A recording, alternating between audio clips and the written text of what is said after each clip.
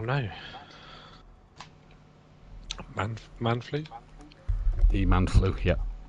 The man. The deadly man flu. Oh no.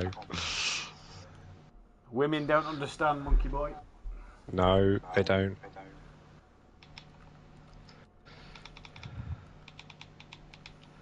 How long you had that? Couple of days, headache started coming on over the weekend, and then it's just got worse. Oh no, yeah.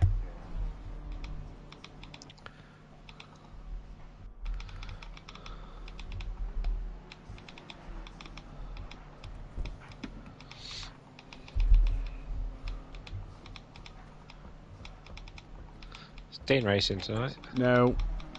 Not heard from him since just after the first race, dude. Oh really? Yeah, we're not seeing him back. We're not seeing him back at all. Fucking useless, that boy is.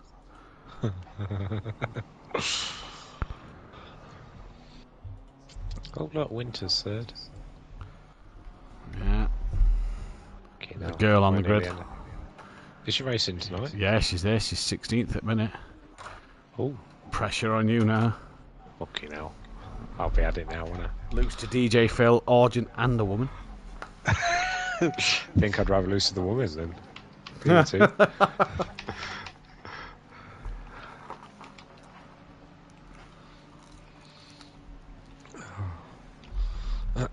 Is family alright? Yeah, all good, mate. Yourself? Yeah, I'm alright, thank you. Good. Growing too quick? Yeah. Tell me about it. Oh, the eldest has come home and said he's got a part in the nativity this Christmas. Nice. What's your plate? Joseph. Yes. Who the fuck are you? Oh, well, shut up. Who Are you invited the fucking... I'm the fucking Spit it commentator. I'm the commentator that's to fucking commentate on your shit tonight. Yeah, alright. Just getting the Wisocki windmills Shut the fuck up, traitor. Oh dear. We're still on that game, are we? Whoa, fucking hell. Well, we are still playing ACC, you dick. That is the game we're using. Oh, or do you still think you're on Project Cars? He is, isn't he? You still think you're on Project Cars? Where you think, the Mercedes is the best car? No, it's fucking shocking. We all could have told you that. You not enjoying it as well? No, not really. If I'm honest. You know what this sounds like you need? What's that, a Honda? Well, you know, 2 new shirts and all. Or a Bentley. I think you need a better teammate. I know a What's guy. That? Yeah? I know a guy, he's incredibly unreliable and doesn't turn up. Ah, is that Mr. Wysocki? Yeah. Liam. Liam. You probably had better luck with Liam turning up, to be fair. Really? While he's got a baby on the way? Don't fucking... Baby's already here. His baby's already here. Oh, that's what I meant. Who's got the new fucking stupid... Oh, it's you. 5-minute qualifying for Pro and Pro-Am. Get fucked. Right. Get fucked. Get fucked. I got preoccupied.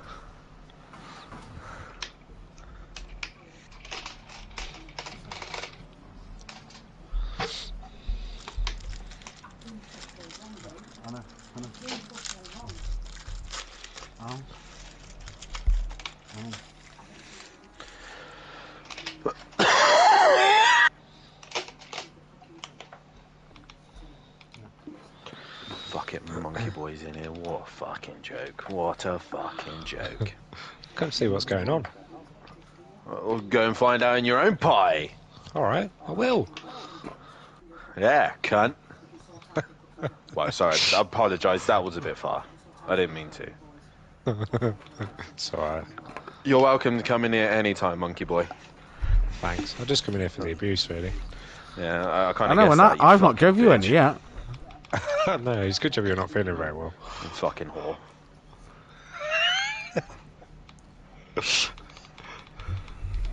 Ellie is in here and she's in pink! Oh, monkey boy, don't get beaten by a girl today, because that would be funny as fuck. That's funny, I thought the same thing. DJ Phil and a girl. So you're going to get beaten by a disabled and a girl. It's funny, I said the same thing. Are you reading the same script or something? No. I texted him while he wasn't there. I've just said this to Monkey Boy. Please repeat. Oh dear. Monkey's response was he'd rather lose to the girl than DJ, though. Oh, DJ's in front of you on the circuit right now. If I was you, I would intentionally make sure you beat the fucking pair of them. Yeah, I've got nothing to hide now, have I? I've got to get on with it. Yeah, you've actually got to get on with it. Yes, babe. And ask about doing the Wednesday. Yeah. Yeah. Yum. Oh, it'd be so funny if you lose to all of them. Oh my god. What would have topped it off? Die. I think what would have topped it off is if Dean was in and he'd have lost to Dean and DJ. No, but fucking Dean's boring. Like, that's predictable, you know? Okay, baby, thank you.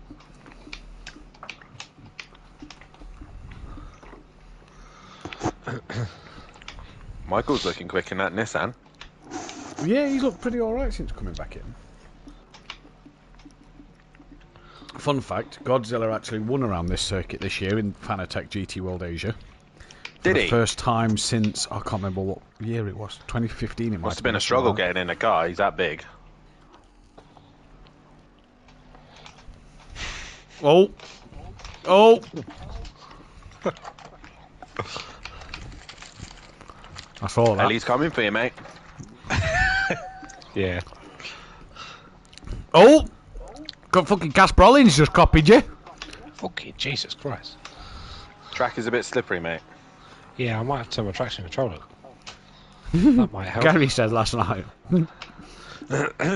Gary said Gary whatever almost you ran out of fuel. Gary said whatever you do on Thursday, do not watch me going through Spoon. I said why? He says I'm not taking the same every single lap. It's fucking dicey.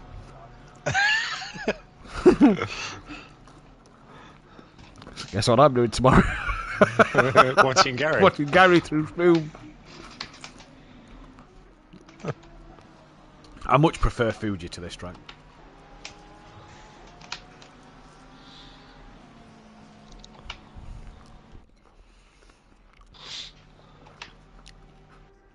Look at Monkey Boy, severe damage, but carrying on with his lap time. That's beautiful. Yeah, fucking. What an idiot. Keep going. It's a bit fucking slippery, boys. Yep. I did just say that. It is not very. Was it Tuesday? Was it yesterday, Dan? You was testing and you were saying how slippy it was. Yeah. Mm.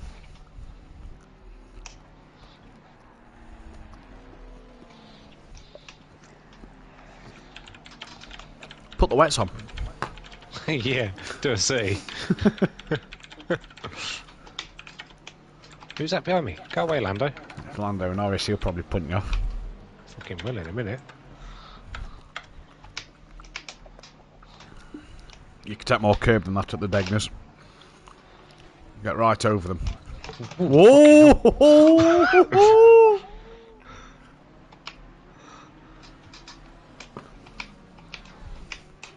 Oh, let's see this. Oh, he's in the hairpin. He's got Lando Norris up his ass, and he's got Ellie catching her. She's now coming up to the hairpin, as well. Is she? Yep.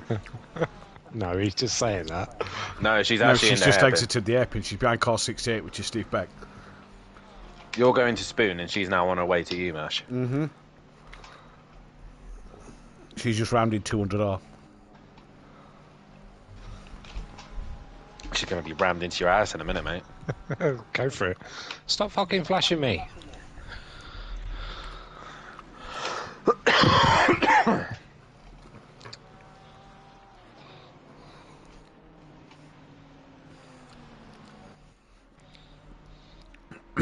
Send it into chicane. Oh, no, he didn't. I thought he was. Yeah, Ellie's coming, man. She's in the chicane. Fuck me, man, it's slippery.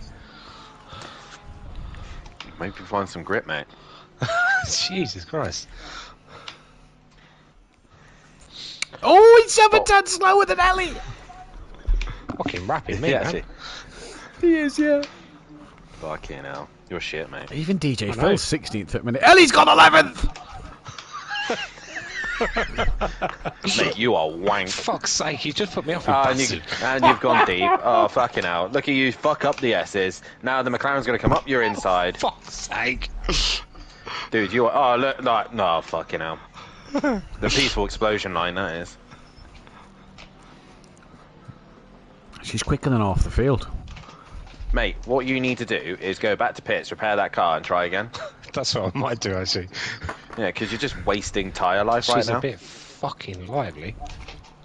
What, Ellie? Yeah, she's pretty quick. Good one. Like that. Oh, look, she's passed him! She passed him! She got John coming up behind her. Go on, gap him. He'll be signing her next, won't he?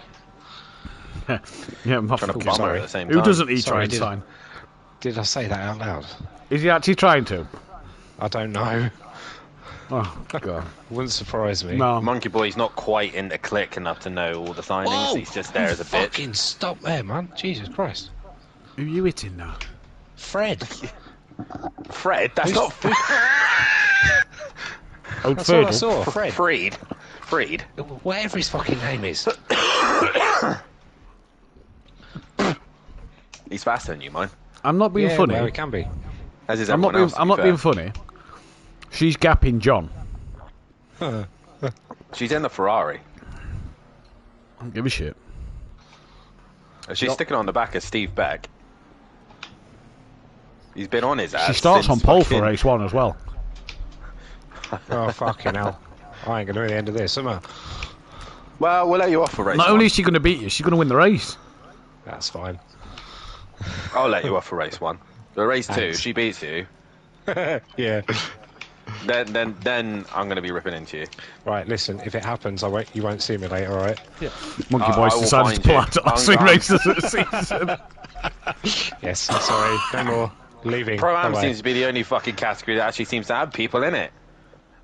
Oh, that's a bit harsh. What? Saying it's only people in. It's alright, I mean, Monkey. John's 11 look, seconds you got- slower than you. What? You got 26 people in here. How many Well, pro- confirmed for pro? Not a lot. Oh, okay. Pro never, they see my pace and they shit themselves. Gets this time of season and Pro just start to decline. 'cause 11. it's like, We got 11. 11. Wow. Yeah. Skunky's declined, Beasley is declined, but we know why. O'Reilly's declined, Max Mulder's got a new job. Witchup, I don't know what the fuck's happened with him. He's just fucking I disappeared. think he misses this week, 'cause I think he's away. Cosme, as he hasn't been on for a while. And McGowan. Yeah, but McGowan could confirm late, like always. Oh. And so did Skunky. He said maybe, but doubt it. What on earth's going on with that image? Goudet is not catching Ellie. Orgy Borgie's now out on the road. Oh, he's here, is he? He's here. Didn't think he was doing it anymore. Well, Troy's back in the pram, innit? Till John hates him again. Don't, because they did a race on Sunday at FBR together. Practice around Oh here. my god. They hit Right. each other on the first race. Oh my god. Best thing was Jay clipped something. I went in to give John a bit of hassle. And there's a clip of me using my white microphone as a fishing rod, and I'm reeling Johnny, and I'm like, I sat there on my stream like that, but he doesn't know what I'm fucking doing unless he's seen the clip.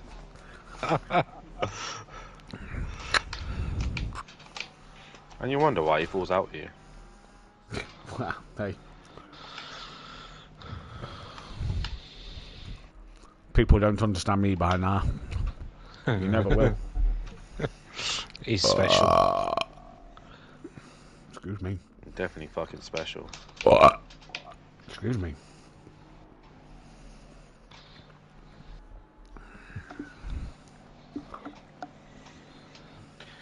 Fucking hell, Monkey Boy. You're 2 seconds slower than Ellie. That's ridiculous. Oh dear. How does it feel? It's still a little bit loosey-goosey. You want a flyer at the minute? No. fucking hell. What I mean is, how does it feel being slower than a girl? Oh, it's lovely. That was sideways through 130 yard. Argent's back in the pits already. There's an apex there somewhere. Where? Can you tell me? It's alright.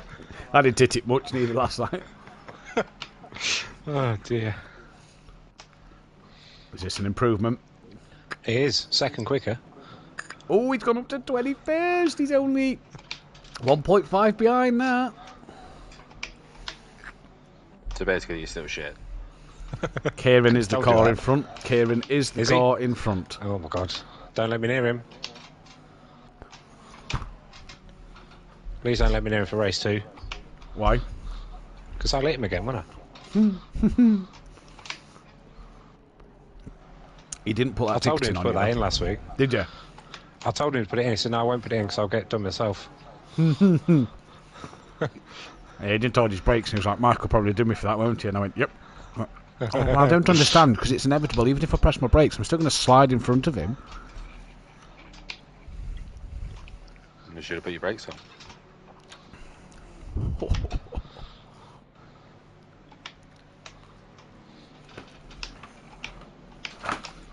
Right.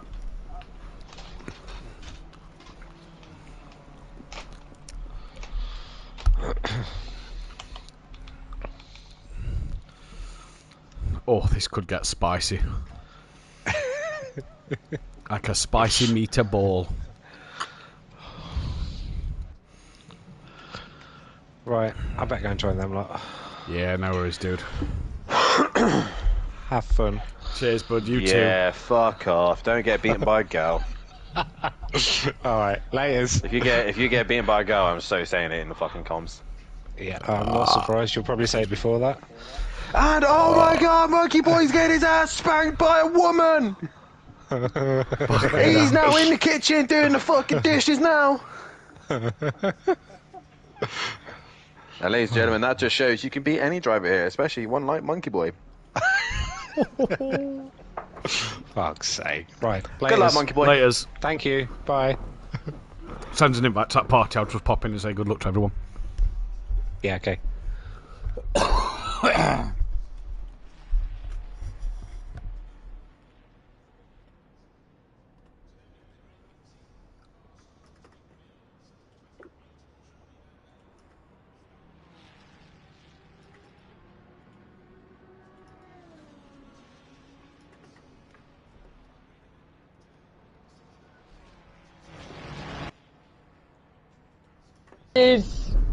Ain't no bad days. Ain't no bad days. Ain't no bad days. Unless you're losing to Ellie. I'd rather lose to That's a gonna girl be than the somebody new. else. It's gonna be the new one, isn't it? Hey. Yeah, I've had it already. Don't worry. Hey. Not from me, man. I know. Well, Hey, you started Dan. it. Hey. Dan was fucking ruthless with you there, Mush. Good evening, good Tank. luck. How's the man who got a podium last night? Yeah, not too bad. Good, man. Yourself? Yeah, not too bad, buddy. You know, getting over this illness, but we're getting there. Justin, good evening. Good evening. Are you well? Yeah, I'm doing well, and you? Yeah, not too bad. Can't grumble. Edward. Yes, sir. Hey, see? What's happening, brother? See, that's the good mood tank that we need, yeah. We need that laugh, alright? We need- no more vexation. We need the laugh. We need the love. Ain't no bad days. Ain't no bad days in SimPlay. You know Please, what, Matt, please do to that on make stream. him laugh, yeah. You need to play him, that that message, recent about one. no, not the recent one, the Leon Fermi one, bruv. I tell you what. You Stay need in to the play party that after for the him. race, and I'll come back in and do it because I've got to go into the comms box. Alright, cool. Yeah. So Yeah, stay yeah. there after, Tank, and I'll play that for Yeah, you, buddy. yeah. That'll cheer you up. Yeah, mate. That'll cheer you up. Just remember though, ain't no bad days. Ain't Ain't no bad bad days. days when mummy brings me sweeties. Oh, Kieran's gone 14th, but he's still slower than Ali. Oh, shit. Fuck's sake. Me and Monkey Boy's got a bet on, by the way. Oh, yeah. gone. Yeah, Ellie's going to be the next Greasy Bandits driver because John's going to poach her. Straight in. He's gone quiet. He's got quiet. He's already in negotiations. Oh, Yes. I'm concentrating. Might have to offer her a packet of quavers and a cream egg, eh? Don't you be pinching my crisps. What do you mean? He's already took my crisps. Who has? John. Why? Did John like quavers? Well, I had a bad race, didn't I? And he took my crisps away. Hey, if you like quavers, it's like looking. If you watch PM's YouTube videos, it's like looking at his fingernails, mush. So I haven't watched his YouTube. they need a trim and a clean. Let's put it that way. Fuck's sake. If they end up with a bit of brown on it, it's like he's fucking scratched his arsehole, honestly. Bit of poo nuggets, bit of poo nuggets. The easiest way to describe him, Tank, his fingernails look like he's glued quavers to the tips of his... Oh, it's making me sick thinking about it. Fuck's sake. Cheesy and minging. And I've not been able to eat quavers since.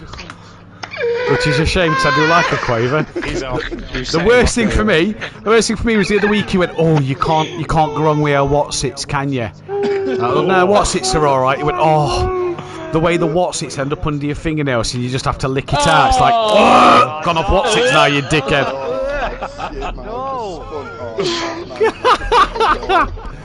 Right, now while you've all got that image in your brains, good luck tonight. See you later, boys. There you go, I've chaired Tank up for you all, you're welcome. See you later, Ed. Later, yo. That's fucking funny.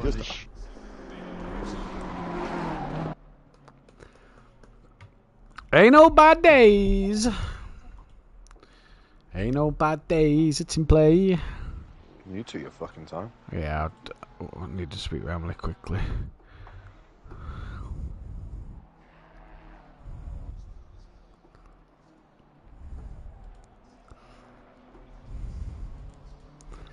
Right. Okay, let me just turn the sound of you up. Is there no Stephen Millington? He has possibly... So, he was going to let us know. He's on the grid, but he had to take his wife to A&E. He was hoping to be back in time, and Sam will start at the back. He's running late from work. They're the two that's missing. He did put it in the event page to let us know. I should have probably put him last, but... well. That's what you wanted, wasn't it? No, I put Sam last, but I meant Steve Millington. I probably should have put him to the back. Oh, well. Doesn't make much of a difference, really, does it? It just glitches out ever so slightly. Yeah. Jackal's just messaged 10 minutes ago. I can't confirm for today. Well, too late, mate. Reset it lobby now. Right, we're going to go live for 5, 4. Good evening, ladies and gentlemen, and welcome back to SimPlay Motorsport. It's your Wednesday evening dose of racing, and it is the Pro-Am time here at Suzuka. What a legendary, iconic circuit. We've seen champions crowned here in the past in real-world motorsport. We've seen dramatic races around here. We've seen none other than a Dan Davis struggle like mad to take pole position, and me go absolutely crazy last season with excitement for that one. What a track Suzuka is. It provides great racing, it provides great action. It did last night in the GT4s. Was lucky enough to watch that back today. My God, Dan Davis did a great job with that one, because what action was on that circuit throughout the 3 races. But we are back tonight, myself and Dan. Hopefully he's recovered from last night. We are back for this Suzuka race. We've got 26 cars, hopefully to have 28. Stephen Millington has had to take his wife to hospital, so we hope all is well there. As well as Sam is running a bit late from work, so we hope he can get in as well. But Dan, good evening to yourself. What a night, what a track, what a destination to be at as we enter this final 4 weeks of the season. Yeah, good evening, everyone, and yeah, welcome back once again. Back in the commentary box once again with yourself, Matthew, and yeah, last night was definitely a night for my voice to get a good workout once again, and I think it's going to happen again tonight. But yeah, Suzuka, always a circuit that seems to really bring out really crazy and dramatic racing. Obviously, the weather also is here as unpredictable, but luckily for this week, it's been fairly predictable. But yeah, this circuit for me, it's a kind of a Marmite circuit for people. I think you either love it or you hate it, and obviously there's not many circuits around the world that's a figure of 8. That's one of the things that's unique and different about this circuit. There's not many circuits nowadays, especially that's a oval, a figure of 8 format. But nonetheless, it's definitely an iconic circuit, brilliant nonetheless. And for one, I know whoever does love it always tend to be very rapid around here. A driver comes to mind is Overtaker. He just seems to love this circuit. It seems to be the place where he seems to be dominant. But yeah, I'm looking forward to this one, and hopefully we can see some drama here in the Pro-Am. And already I can see some changes. There's Argent sat in second at the minute, been struggling all season long, and he's currently second fastest at the moment. Yeah, heck of a lap time from Kieran Argent, but it's not close enough to that of Richie Michelle. If you look outside of Richie Michelle, a second cover, second to 14th place, which is pretty good, with our debutante Ellie making her first appearance this season. Obviously, we had the dramas of the wrong ID number. Friedel, whatever. He makes his debut today. He got in, and don't forget, this is the last week really for drivers to be on the grid before that cut-off area. So GT4s is now cut off. We don't accept drivers for the last 3 weeks of the season. Obviously, as we're getting into that nitty-gritty championship sort of format as well. And one thing to mention, Dan, last 2 weeks are the drop scores, because the drop scores don't count for the last 2 weeks. So really here, these drivers have got a lot of work to do to make sure they have good weeks, because they don't want a drop score going into that Alton Park, Donington Park area where it's not going to count for them. Yeah, definitely so. They need to make sure they get their final preparations done and be on the ball, and make sure they get to the end cut-off point for drop scores. But nonetheless, it should be an interesting end to the season.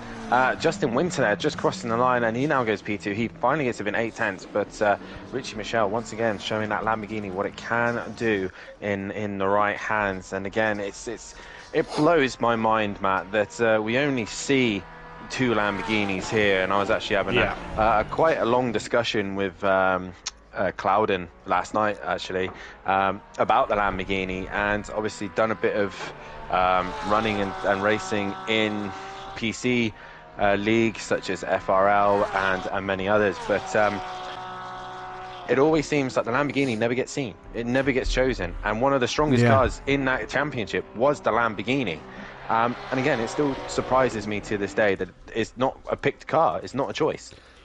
Yeah, it's a strange one, isn't it? Because, like you say, characteristics of a good car, but we don't tend to see it. You know, even when we see cars recently in the past 8 championships of ACC, we've seen in the past. We look at De Silva, then a lot of people seem to choose the McLaren. We look at the Audi when Ripper won in it. We saw a lot of people and chose the Audi. You know, there's always been a few Bentleys around. Obviously, that was your PS4 days. Into your PS5 days, we saw a lot of McLaren Evos. We saw a lot of BMWs. We see a lot of Ferraris. You know, Porsche, we kind of understand why a lot of people don't choose it. But the Lamborghini is one that is a bit of a hidden gem. And if you can master it, like Richie Michelle has done this season in the Pro-Am, you can get good results out of it. You know, from last season, obviously, we saw the difference between yourself and Mike. And you look at Mike's 2 seasons in the Ferrari and then his 1 season in that Lamborghini. Completely different, so you've got to get that car hooked up. But you know, it doesn't seem to be everybody's cup of tea. Or you don't. One thing we see as well, Dan, because this server is live all year round, so we can see drivers come in and out to test certain cars, especially since this year with the bot being introduced. And again, Lamborghini wasn't really a choice when we saw drivers testing different cars. We saw a few Audis, we saw a few Porsches, we saw a few Ford Mustangs. Didn't really see many Lamborghinis being picked. No, I mean, I've seen a handful of drivers, and I know one driver was very serious about running it, but got swayed a different way. But it just, like, again, it just blows my mind. I mean, again, not to try to blow my own trumpet, but after winning 2 seasons in it, one after the other, you would have thought people would have gone, well, maybe there's something's going on here that Dan seems to know that no one else, you know, and it still blows my mind. But this season, for sure, we've seen a lot of brand new front engine cars that we've not seen in a while or seen at all yet, which is lovely to see. You know, we've seen the return of the Mercedes-Benz. We got the Nissan GTR here with Michael. We've seen the Lexus make a return. BMW's been quite strong this season, and not a flux of McLarens.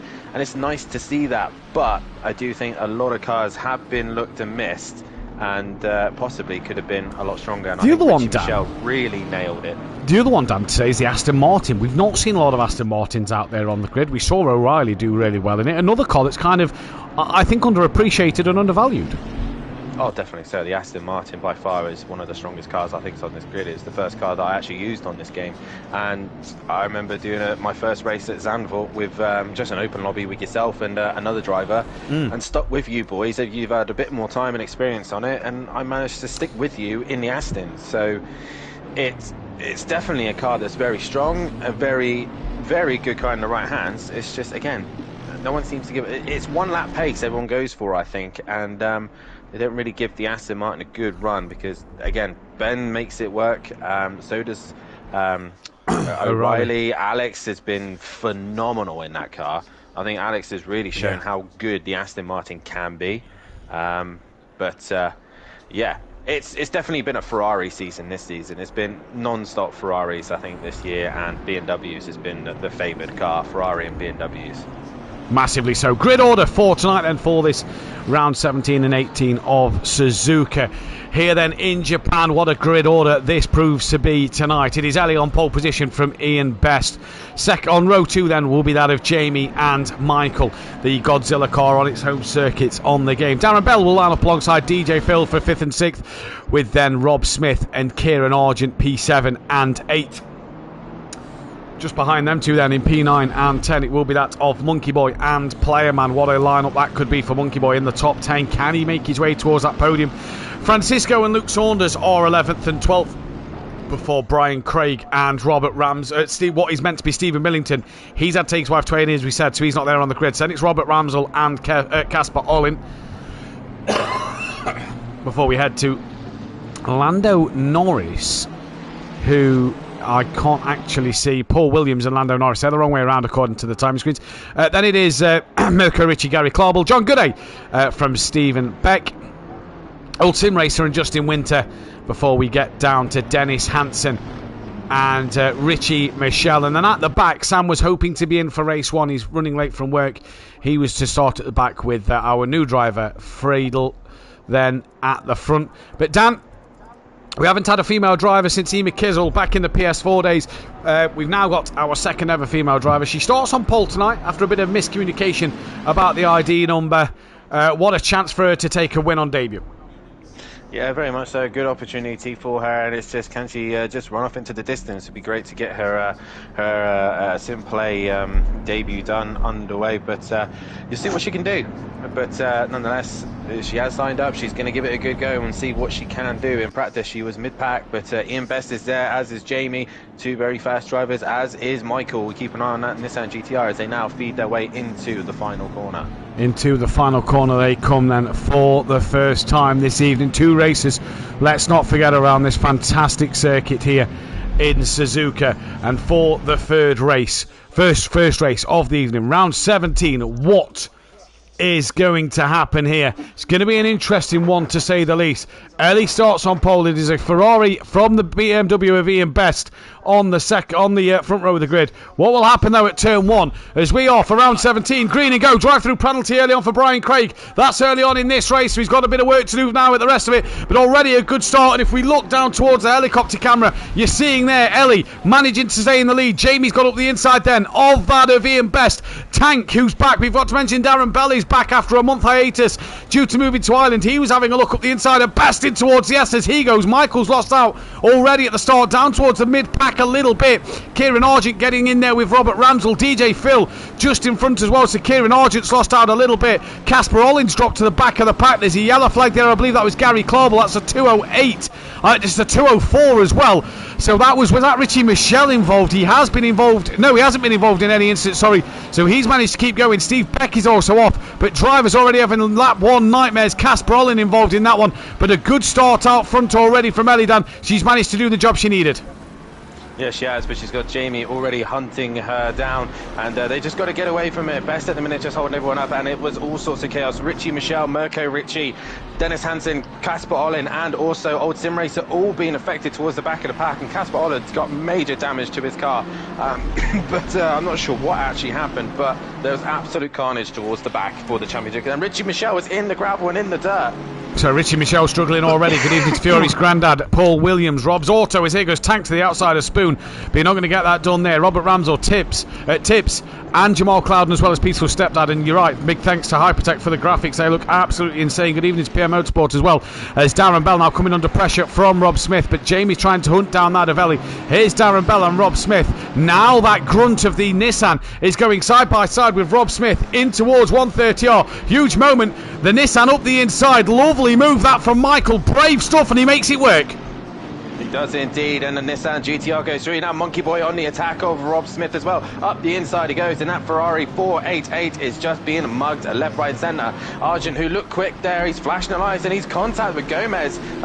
You want to focus more on driving there, Argent, rather than flashing your lights, as he does make another position from there, but is Ellie leading the way and got a second gap over Jamie. Those two comfortably in front as the GTR now looking to attack Darren Bell into turn number 1. Nicely, Darren Bell back and racing. He'd done a great job last night in the GT4s, as Robert Ramsell is now going wheel to wheel with Freed, who's very laggy, and he is all over the shot there, and I think the drivers really have to be cautious about him there. But Richie Michelle, not the start to his race he would have wanted. He is right down in the pack and got a lot of work to do. Yeah, and he's got a bit of damage on the front end off that car, as well as Richie Michelle, so work to do, like you say. Michael, though, is on the back of that of Darren Bell at the moment. Like you say, great to have Darren Bell back after his move to Ireland.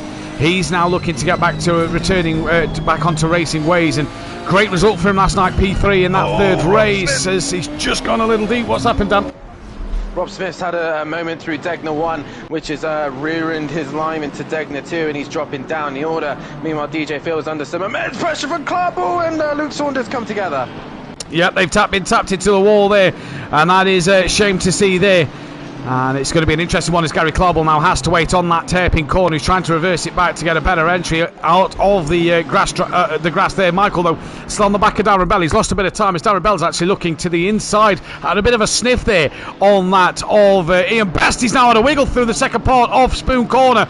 And now that of Michael can once again use that Nissan horsepower to try and get up the inside. This is going to be on board with Michael on the bonnet, on the cockpit view, the dashboard camera from Michael's car, coming up to 130R. He's not quite alongside Darren Bell like he was the Ferrari 488. Down a gear, who carries a lot more momentum through 130R to the outside now of the chicane. Is he going to have a look? No. Bell places his car right in the middle of the road and lets him back out. Lets him just defend from that corner. Monkey Boy and Argent coming with them, as is Francisco. Rob Smith in the wall again down on the exit of 130R. Not good. He's trying to get that car going and out of the way, as comes Clarbo, and also comes Robert Ramsell looking to work their way back up past the Ferrari, but can't seem to do so at the minute. A little bit chaotic here at Suzuka, probably because of these slipperier conditions. Jamie, meanwhile, is now putting Ellie under pressure. 7/10 is the gap, but she's holding her own at the minute, while Casper Olin has been in the pits and dropped right in the middle of the pack. Yeah, it's dropped right in the middle of the pack. Argent's had a moment, and we just watched Luke Saunders get through. There is Argent returning to the track, so he's having great pace so early on in this race, but he's made a mistake. There is Cass Brolin, who's a lap down, had huge damage to that car. Where did Argent come back out there? Just ahead then of that of Friedel, so just behind Lando Norris. So Kieran Argent, who looks a little slippery in that car at the moment. Michael, though, is still all over the back of that of Darren Bell. Darren Bell's got Monkey Boy and now Francisco behind him. Ian Best being able to just keep away from that pack as well. But like you say, it's Ellie from Jamie, from Ian Best, Darren Bell from Michael, as they come up towards the hairpin corner for that second time. The pit window, Dan, is just opened. As Darren Bell's gone very wide, chucks it back in. That puts Michael offline a little bit. A moment there for Darren Bell. Now through 200R comes the Nissan, and he just can't get alongside and past that of the Mercedes-Benz.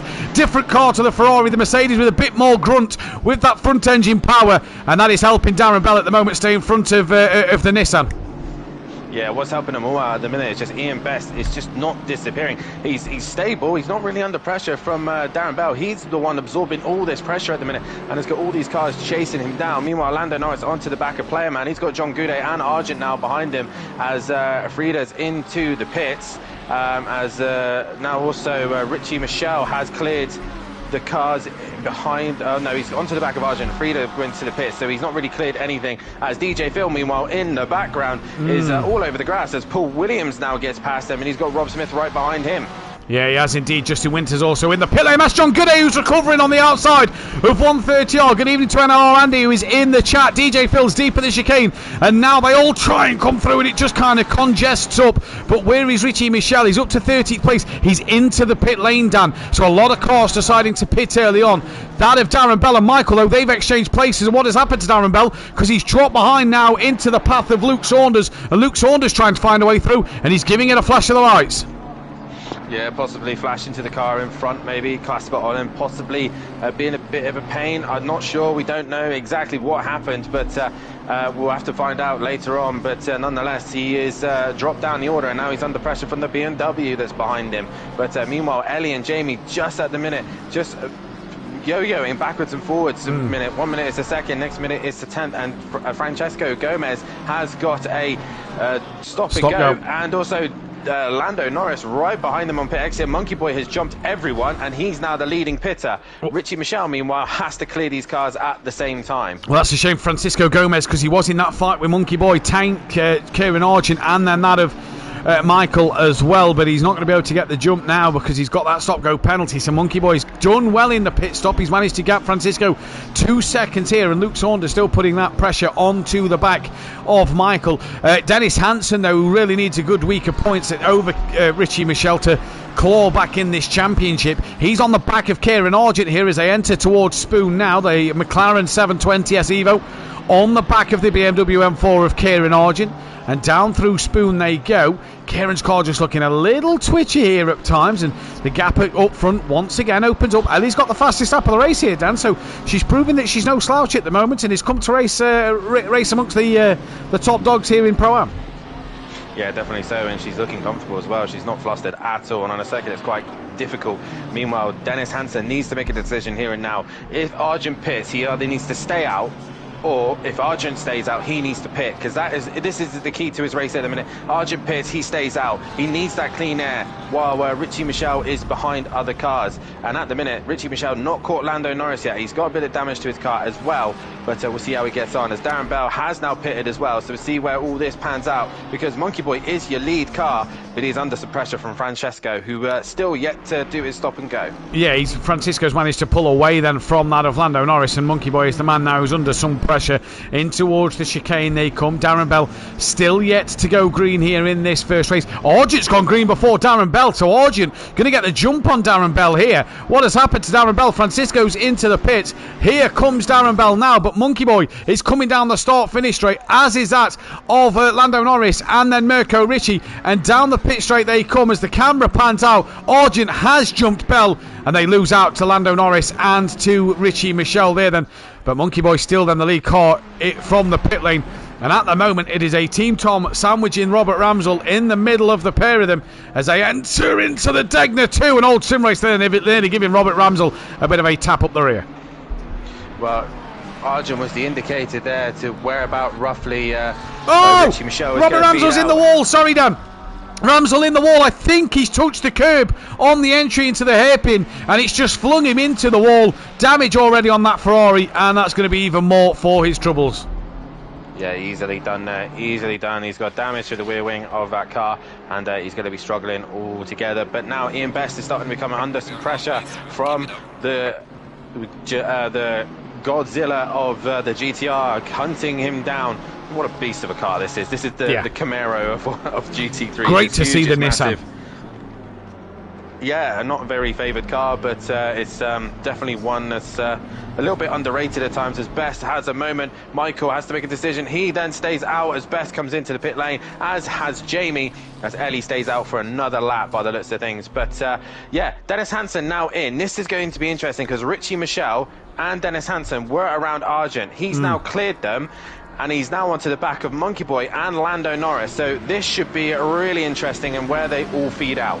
It should indeed. Ellie's also just put a lap on Francisco there, so that stop-go penalty has really hurt him. In towards 130R comes Monkey Boy and Lando Norris, and that of Richie Michelle. Monkey Boy not using as much of the exit as the other two cars behind him. Just merely that, is he carrying as much speed through 130R as the others behind them? So it's Ellie from Michael, from Luke Saunders, from Playerman, Rob Smith Old Sim Racer are your top runners. Jamie, by the way, has done his pit stop. He's in and out and gone. Dennis Hansen's done, so has Ian Best. Drive-through penalty, stop-go penalty for Ian Best. Hansen and Best got the jump on Monkey Boy as well, did they? Whoa! Very tight and very close coming through turn 1, but Monkey Boy has got the jump on both of them now. So Monkey Boy, great early pit stop from him. Ian Best, though, not really in that fight anymore. He's the one who's got to go back in for a stop-go penalty. Robert Ramsell is now into the pit lane, and we have lost a driver, and I believe that was Friedel then, who has disconnected from the lobby. Hansen's hit Monkey Boy. Oh, and Lando Norris has now collected Monkey Boy. And Richie Michelle's in the middle of all this. Oh, and Argent's off as well! Yeah, Argent's gone off. Monkey Boy is still hanging into that position, but Richie Michelle up the inside. Argent's gone round again. But, yeah, that all started off with Dennis Hansen hitting the back of Monkey Boy, and around he went. Luke Saunders has got ahead of Michael somewhere as well, Dan. Just looking on the timing screens, that Luke Saunders is now up into second place. So that all started with Dennis Hansen there. A chaos of errors there from the drivers in the mid-pack coming through the S's. And, well, that's going to grant Darren Bell a couple of places. I think he got past Argent. Monkey Boy stayed ahead of that of Richie Michelle. Lando Norris has got some major damage to his car. Dennis Hansen's managed to stay in front of all of them as well. But it's Jamie now, your lead pitter. Ellie's into the pits with 2 minutes 31 left to go on the clock. Clearly didn't fancy running that extra lap. I assume Luke Saunders, yes, he's in. Michael's in. I assume the others behind are going to follow suit and not try and run that extra lap. Playerman comes into the pits now. So now let's keep our eyes on Jamie as opposed to Ellie. Where are they? Ellie's already done her stop down. Jamie's now breaking into the chicane. And your race leader exiting down the pit lane now as Jamie comes out the final part of the chicane. Ellie, oh, he's had a moment as well. Ellie's off the limiter. She's got a huge lead. Yeah, comfortable. Luke Saunders has now gone green as well, so he's looking quite comfortable. Michael's there as well, but they've not gone green at this stage. But Ellie comfortably back into the race lead as Jamie goes into second place. As where is everyone else? There is Dennis Hansen. He's got Ian Best, and Monkey Boy has been passed by Richie Michelle now. So Richie Michelle has lost the position to Monkey Boy, and the 79, that is Ian Best. He's still yet to serve his stop and go as they all come flooding out of the pits. The Best goes a little bit wide, and more importantly, Dennis Hansen has cleared Luke Saunders and Michael, and that's 3 cars now between him and Richie Michelle. Obviously he'll go down a number when Ian Best decides to come in for that stop-go penalty, but he's got Richie Michelle right behind him at the moment as Richie Michelle nearly ploughs into the back there of Ian Best and trying to go around the outside. Not the easiest place to overtake is the S's there. You've got to have faith in both drivers' ability to get the move done in the S's, and Richie Michelle just being held a little bit here. He's got the pace but just can't do anything with it at the moment. Down the order to Darren Bell. He's got what says he's Argent, but Argent's not there. Argent's further back, so he's had another moment here. Darren Bell has got that of, I believe that is the old sim racer just behind him, with then Justin Winter. We've not really seen much in this race. He was at the back due to an earlier incident at the start of this race. In fact, he's a lap down in this fight, Dan. Yeah, he is indeed, and yeah, he got caught up in all sorts of silly incidences earlier on in the race. Had damage as well, so he's probably hit twice already. He's tapped round Rob. Who's behind Darren Bell? It is the old sim racer. Justin Winters just tapped him round at the hairpin. So Justin Winter, a lap down, has tapped round the back of old sim racer there. That is awful from Justin Winter on the old sim racer there, and has really dropped old sim racer down the order. Richie Michelle has now passed Ian Best as well. I mean, that was coming anytime soon because Ian Best needed to do his stop and go, but he has now cleared him doing it into Spoon, and he's got to try and hunt down Michael, Luke Saunders and Dennis Hansen. Can Dennis Hansen bring the gap down to Jamie? Because 7.7, 5 minutes to go, probably unlikely, but Ellie out front, just about well in control and in demanding of this. Fastest lap has gone to Gomez, so not quite the full sweep there for her. Richie Michelle there's just had to cut the final chicane as Ian Best lunged on him into the final chicane. But I was just going to say, Dan, Ellie, what a pit stop from her. The gap was only 3 seconds when Jamie came into the pits. It's now gone up 6, so what a stop from Ellie there in that one. Lando Norris has now been overtaken by Playerman. He's got Darren Bell not far behind him. Just behind Darren Bell is out of Argent and Gary Clarble, and then Rob Smith, who is trying to come through. But damage on a few of the cars. John Gooday has managed to clear DJ Phil, and Justin Winter is now on the back to try and unlap himself from DJ Phil. Justin Winter's got to be careful now. He's already hit one lead car as Mirko Ritchie's back into the pit lane dance. That's going to drop him down the order.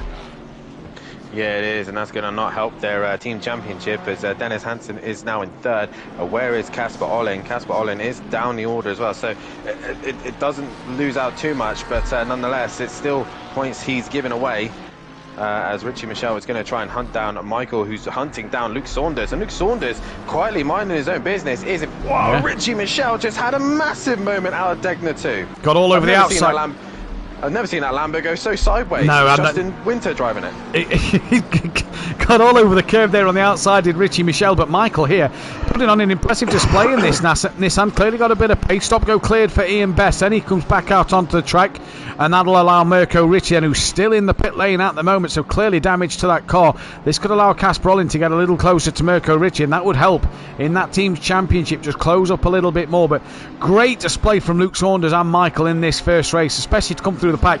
Ellie's opened the gap back up. That's 11.9 seconds now. She's going to have 2 laps left of this race.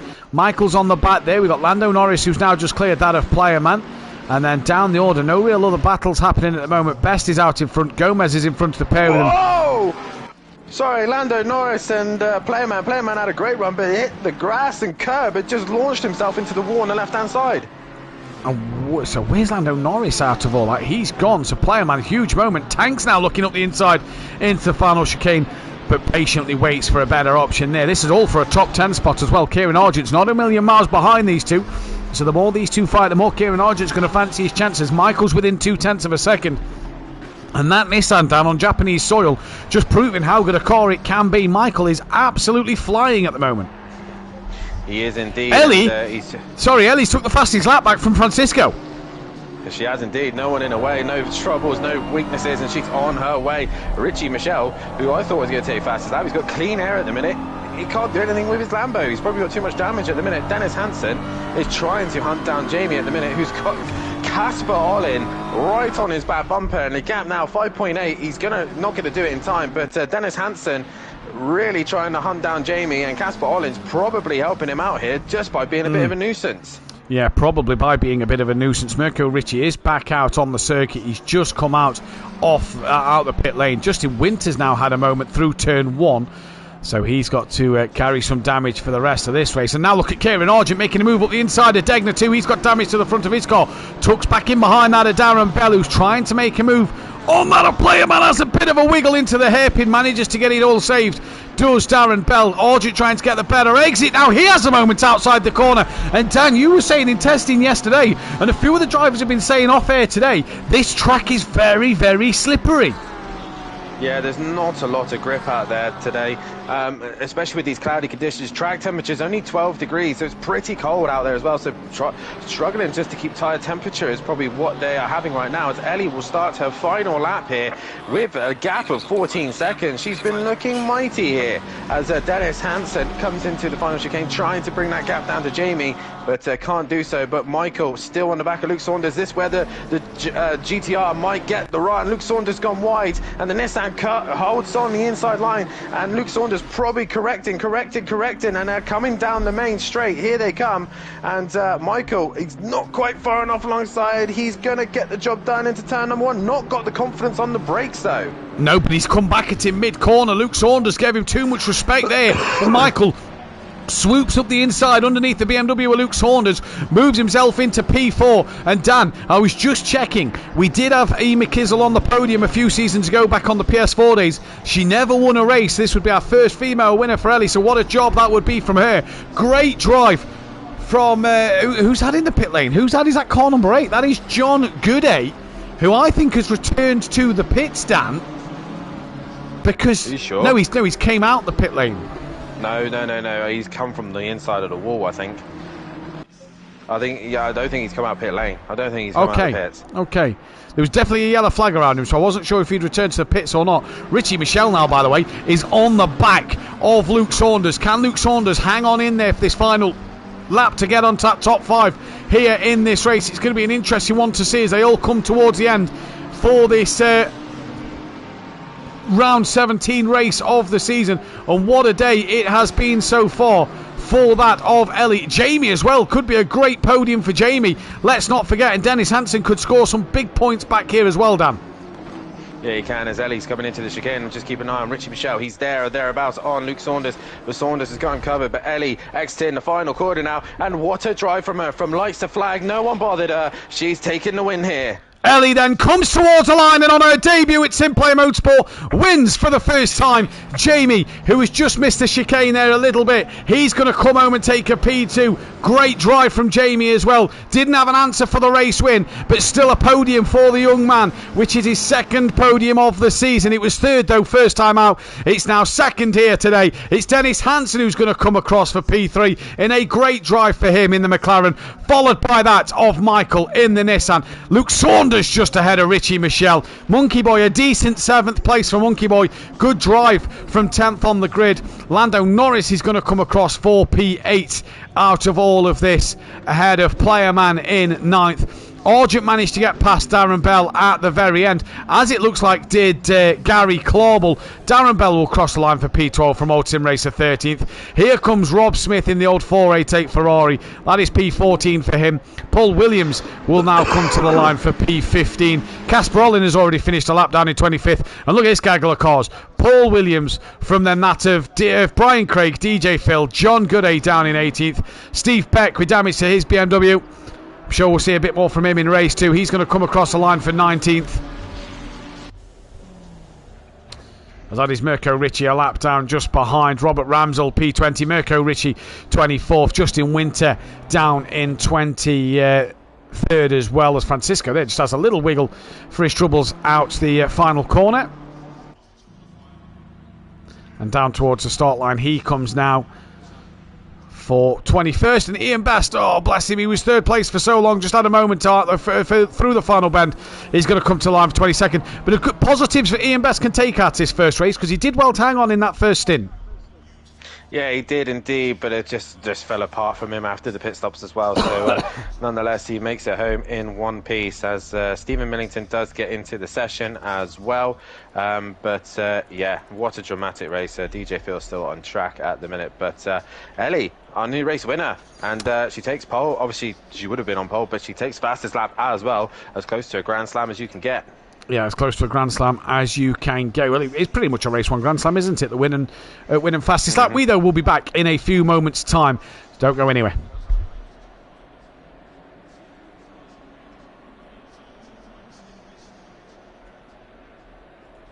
And we're clear. Jesus, that was drama. Yeah, there was a few bits of desperation. Yeah. A lot of desperation. I reckon Monkey Boy won't hesitate to put a ticket on Dennis Hansen there. I'm not sure what happened. I don't know if he dropped it on his own. I'm not sure exactly what happened. I come to him and Dennis Hansen is helping him go round. So Yeah. it could have been a little push round. I don't know. Yeah. Yeah, we'll see what happens there. Kieran with pace, but fucked it up. Sort of like typical Kieran. Just pushing too hard. He knew he had the pace. Yeah. He just pushed too hard, didn't Yeah. he? Classic Argent. Just classic. Yeah, it is, though, isn't it? All these years of commentating on these boys, it's just classic Argent. He finally has pace. He finally has confidence, and it's just gone. Yeah, pretty much. Oh, and it's Ellie dropped was too. Ellie was competitive there. So Oh, massively. I don't think her free practice time was respective of what she's possibly got in the tank. this is a hard circuit as well. So the fact that she dominated that with no stress, and Jamie was not letting her off easy. No, I agree. Fair play to her. But we can't big her up too much. No, you just got to treat them like every other driver, just because she's a girl, you know. Great to say that she's first female driver to have a win, brilliant, but, you know, that's it, we move on. She didn't want too much fast, did she? No. But that's it now. You know, we just treat like every other driver. That Nissan, man. Oh, that Nissan. It's almost as good as the Lexus, isn't it? Almost. Yeah, I know what I could do in it. Yeah, I was just thinking the same thing. Really? Yeah, I was, to be fair. Not going to shit you. Yeah, I was. Lando 8th. Michael, 4th, great result. Casper Olin was last, wasn't he? 25th. Player man. Oh no, the car's a strange car. Player man. Right, decent result for him. Ramsel. 20th. Millington. Here for this one. Matthew Hicks not here this week.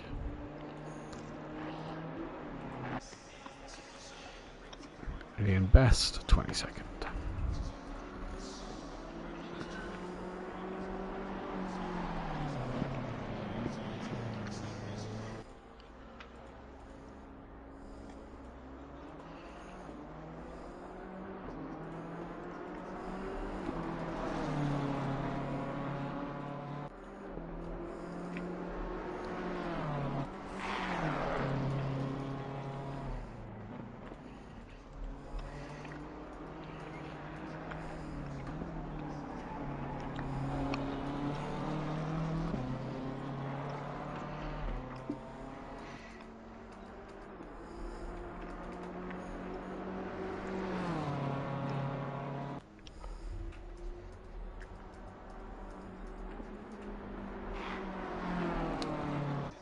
Oh, I'm just going to run to the toilet.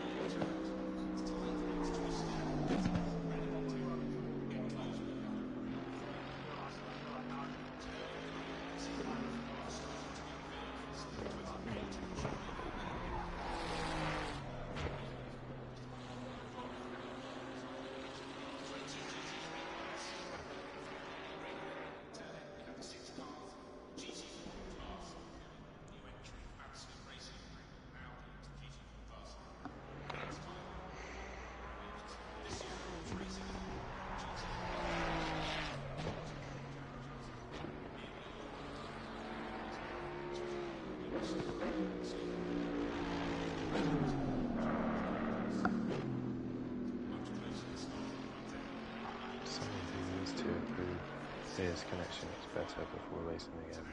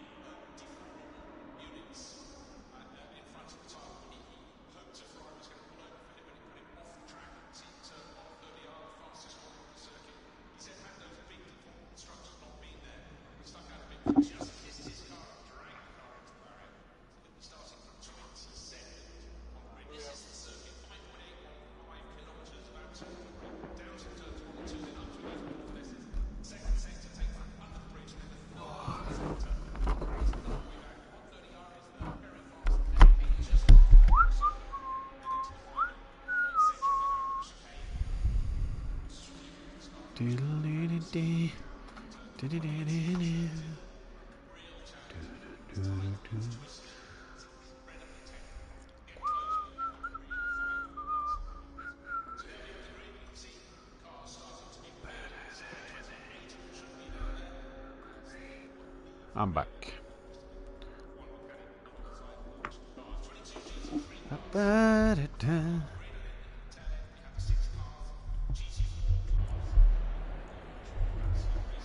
Green light. Give it all you got.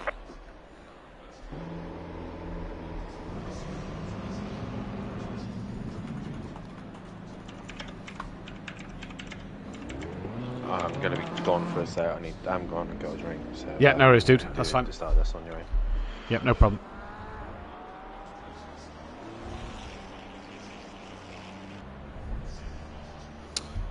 Okay.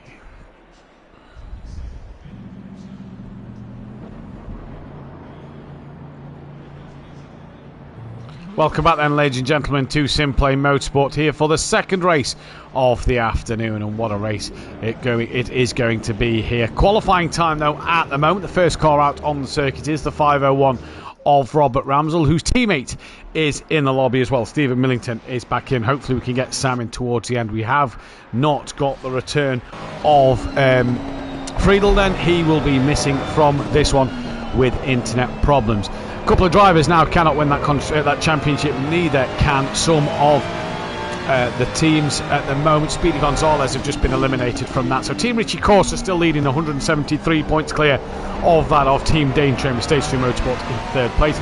Greasy Bandits Racing at P4 with Forever Forward in P5. Team Thomas Sick paired of Team FBR. Cam Racing at P8 with Roadrunner Bandits P9.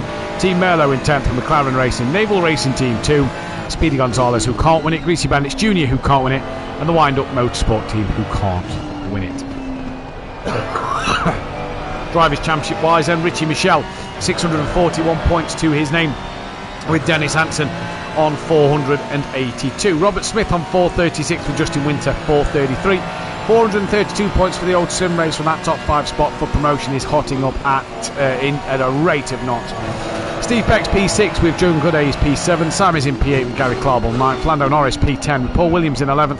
Mirko Ricci P12 from Cass Broll in 13th.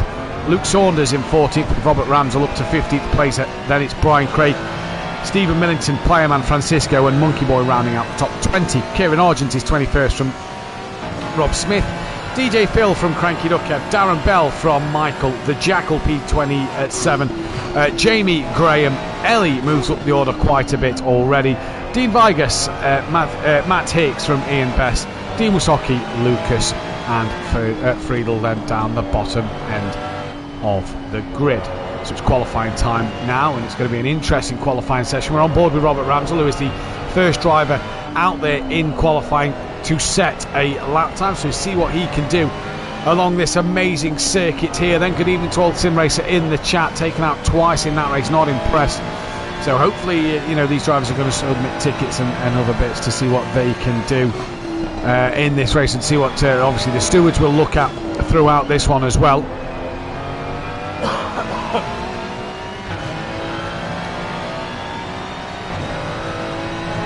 As we head into this qualifying session, the win for Ellie in the Ferrari means that Ferrari now are on 35 race wins, with Jamie's podium and Dennis Hansen's podium. McLaren go on to 284 podiums. That keeps them one ahead of the Porsche, who got a couple last night. And Ferrari getting its 134th podium, tying it with the Bentley in that one there then. So a great night to see. And if I just look at the weekly roundup, this race, no pole for Porsche yet. McLaren didn't win that one. And Ferrari did, I do believe, get its 1,000th race start. Yes, they did. They got their 1,000th race start here then. Sooty Apex, I've missed it again. Good luck, everyone. Back for a race next week. Hopefully so, Sooty. Be shame to not see you out there. Hopefully we get you back in for the GT4s as well at the end of the season, though. But Robert Ramsell is coming up towards the final chicane, and I believe now we have Dan Davis back in the box after being able to get a quick drink in the mid-session break. Robert Ramsell just bouncing over the curb as he comes down the final bend towards the start-finish line. And what lap time is he going to be able to put on the board for us? First one of the evening. He comes to the line now and puts in a 2:02.6. He's got to go again to improve that one, because that will more than likely, and already has been beaten. It has indeed, and yeah, it's going to be an interesting qualifying session here. Probably one of the hardest circuits to nail a lap around here, and we know what Richie Michelle can do in that Lamborghini. So but he's still got to do it though. He may have done it in practice, but obviously qualifying happens quite quick, and I will be keeping an eye on where he is currently at the minute. He is going down the main straight and has not put a lap time on the board. No, but we didn't see a 59 in practice. Yes, we didn't see a 59 in practice, and Ellie's broken the 2-minute barrier. So Richie Michelle, I think you've got competition, my friend, today for pole position, because Ellie has come to play here in this one. And I don't think we've seen many 59s all week in the Pro-Am sort of testing. What a lap time. 59 yet. Wow. I think Mike Matthews will be on the Discord messages for a setup here. I mean, she obviously messaged her, try not to be too much about her being a girl and everything, but when she goes and does moments like that, we might have to talk about her more. Because, wow, I think the thing is as well is, you know, debutante driver, we're not used to seeing debutante drivers at this stage of the season. We're used to seeing Richie Michelle banging on pole, be pretty dominant, and it's just a surprise, you know. Yeah, that's it. Regardless of gender, you know, it's a surprise to see someone challenge Richie Michelle, and that lap there, a second quicker than Dennis Hansen, who's no slouch. That's a statement. Yeah, Dennis Hansen, obviously second in the championship, the one trying to hunt down Richie Michelle. Gary Clarble, Casper Olin, all very fast drivers. Stephen Millington as well. All these guys, very quick drivers in the Pro-Am category, and she's gone and bang that lap time out. That's mental. That is impressive. Brilliant. As Lando Norris comes towards the line, he moves up into P5 before Robert Ramsell's going to come and complete his second flying lap of the session. And a great start to the day then for the Ferrari driver. PN in the chat, very, very impressive, he says, as here comes Robert Ramsell. Only improves a little bit. I'm trying to see who's just behind Dennis Hansen. Can't quite see the number of the car. So we'll see as Dennis Hansen comes round. It is that of Steve Beck then, who is on a lap time now. So where will Steve Beck end up? Just behind all this as well, and he's got Richie Michelle breathing down his neck. Steve Beck up into 6th place. Good lap there from Steve Beck. Here comes Paul Williams with Richie Michelle. Richie Michelle wanting that slipstream. Richie Michelle just over a 10th off the back of pole position at the moment. Yeah, and Ellie's on pole for the minute, and that was helped with a little bit of slipstream from Paul Williams as well. So let's see what Richie Michelle can do with a little bit of clean air now. But yeah, and Ellie's gone out again, so she reckons she can find more time out there, as Dennis Hansen has really got his hands full at the moment. Stephen Millington up there. Any lap times really coming in? Justin Winter is into the final chicane, but he's currently on an invalid lap. It's Player Man who's now coming to the final chicane to set a lap time and see what he can pop on the board. Well, Ian Best just gone up into 17th. Here comes Player Man now, keeping our eyes on. Because of that figure 8 thing, it's hard to see which cars are coming round until they get to the chicane. So here comes Player Man to put a lap time on the board. Where's this going to put him? It puts him into P16. Next car on a valid lap time is that a Lando Norris, sorry, who's currently in P9 in the McLaren. And rounding into the chicane he comes now, but the top two well clear of Dennis Hansen at the moment. They are in a world of their own around Suzuka so far. Don't count out Lando Norris and Dennis Hansen. That McLaren, yes, it may not been the dominant car anymore, but it's still a very, very good race car on ACC, and we can still see it produce decent lap times as Lando goes into the top 4 there, splitting the team Dane Train cars as Casper Olin is now coming out of the final corner, and he has got Robert Ramsell just in front of him as well, who's on an invalid lap, and just behind him is Brian Craig as well. Casper Olin, does he improve? He does, and goes back ahead of Lando Norris. Craig now goes back ahead of Lando Norris as well, as Lando's off the track at the minute. Good qualifying session this for Brian Craig at the moment. We've not seen him have too many good qualifying sessions this season, but up there P5 currently. Here comes Francisco towards the line, goes up into P3. Good lap time there from the BMW. What about this for Steve Beck now? He moves up into P5. So just every single lap this is happening around this circuit, it seems to be getting quicker as Richie Michelle now takes pole by 20 thousandths of a second. That's nothing. That is absolute, and he's in traffic now. Where is Ellie on track? She has got only Lando Norris in front of her, so a very good opportunity as well for clear track. She can get a good lap time on the board, but that was mightily impressive. And Richie Michelle has to work for this. He has to get pole position now. He does, as Kieran Argent moves up into P11 here. Then we're looking at car number 8. That is John Gooday, currently down in 15th place on a next lap. The 99 has returned to the pits. That's Monkey Boy. I believe Richie Michelle is also in the pits. Here comes John Gooday towards the line then on his next lap. Goes up to P15. So not a great time of it at the minute for John Gooday. The 4:10 is on. Who's on track? Who? Michael. Oh, he is. He is. He's qualifying. Yeah. Go on, Michael. He's into the chicane now. He is indeed, and a few cars still can't get a lap time on the board. He is currently got a blue dot, but obviously when you don't set a lap time, sometimes that means that absolutely nothing, and he probably is on an invalid lap, but he is going to come to the line. Is he getting a lap time on the board? And no, he's not, because I did see him run wide at 130R, as Richie Michelle has got a little bit of traffic as he comes back out, but Ellie's now coming to the line, and I think this is a valid lap. She's going to try and improve on it. Oh, yes, there we go!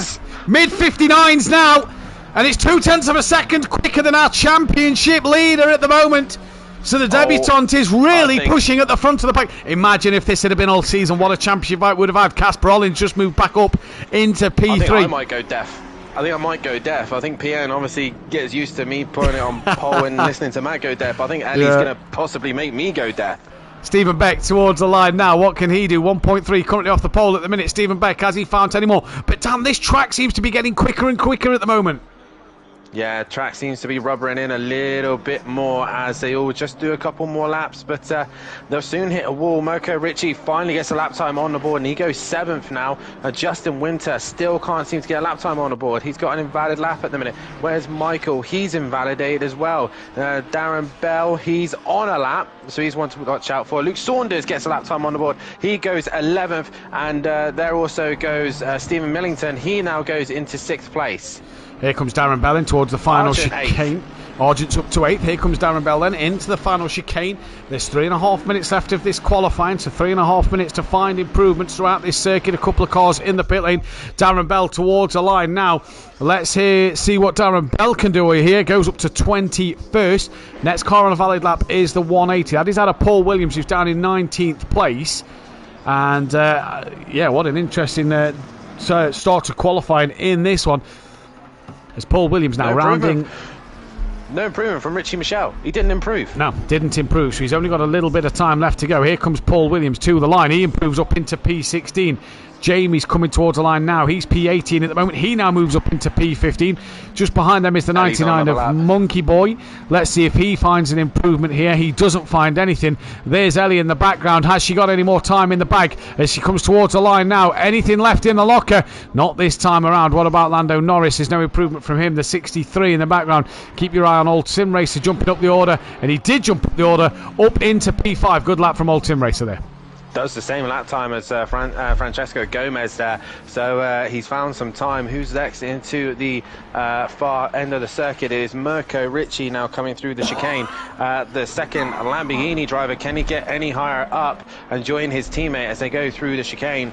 But seems to be struggling once again just to be on terms of pace here. Currently 1.2 off the pace of his teammate, but he tries to get a good exit and a good run. Gary Clarbal's behind, but he's on an invalid lap time. To the line comes Mirko Ricci, and he goes up to 6th now. Not a bad qualifying lap there for Mirko Ricci. The 59 is coming around to corner. Stephen Millington again, who's exiting the final part of the circuit. Good evening to Max Mulder in the chat. Here comes Stephen Millington to the line. Has he found any improvement? No, he does not this time around. Next up is the 204, and that is Justin Winter, who's still not got a lap time on the board.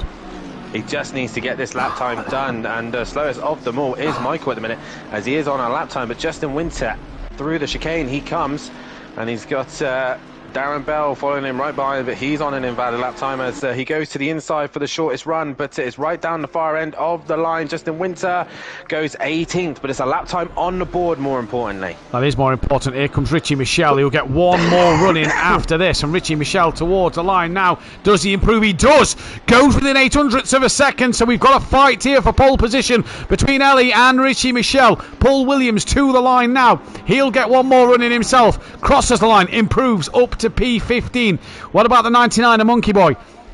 He's the next to the line. It says he's on an invalid lap. We'll keep our eyes on him though. Currently down in 19th place. Has he improved any this time around? No, he does not. What about Ellie? Can she find any more? She'll get one more run in here. She finds another 0.2 of a second, and she's done for the day. Parks a car up in qualifying as drivers all coming towards the end of their laps now. The 501 of Robert Ramsell's now coming down towards the line, and Dan, Richie Michelle's on his final run. Ellie's done for qualifying, so it's do or die now for Richie Michelle. It is do or die. Casper Olin crosses the line, no improvement. Michael, now he's 13 seconds off the pace. He will cross the line and goes in 18th place position. Ian Best now to the line, 5 seconds off. He will cross the line and he does improve. He goes 24th. Then there's Rob Smith in the Ferrari, does not improve. Steve Beck, no improvement for him either. Ellie is done and on pole. And I'm now even more nervous for the pro guys because that lap time is impressive nonetheless.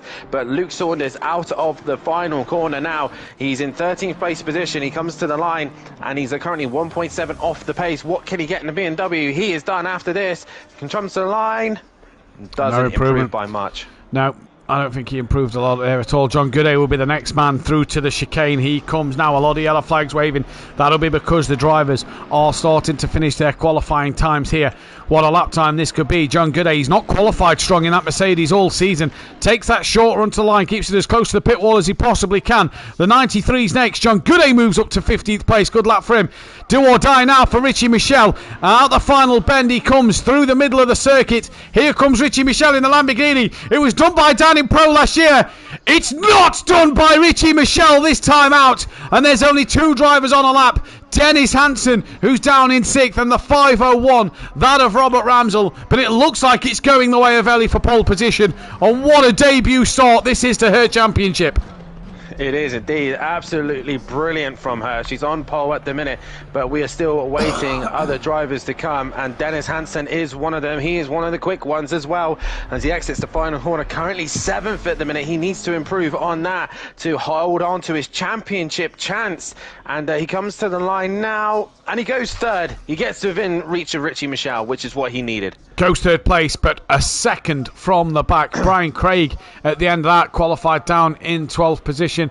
DJ Phil was down the order as well. Monkey Boy down in 21st, so not good from him there. 26th there for DJ Phil. Richie Michelle 2nd. Mirko Ricci, as we know, was up the order in 7th place. Paul Williams down in 16th. Steve Beck is in 9th. Sam then, where did Sam qualify? He's not made it in, I don't believe, so Sam has missed today's racing action, unfortunately. Rob Smith is down in... Oh, I can't actually see him. Justin Winter down in 20th. Rob Smith is 25th. Shame for him. Old Sim Racer then is up the order in, I believe, about P5. Yes, he is.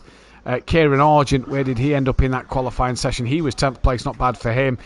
Francisco was in 6th. Best of the BMWs there. I was intrigued because obviously that lap time from Ellie was very impressive, and very impressive indeed, to the point that I had to go back and see what lap time I did for the pro category last time out we were here at Suzuka. So Ellie's lap time was a 59.5. My pole lap in pro last time out we were here was a 59.6.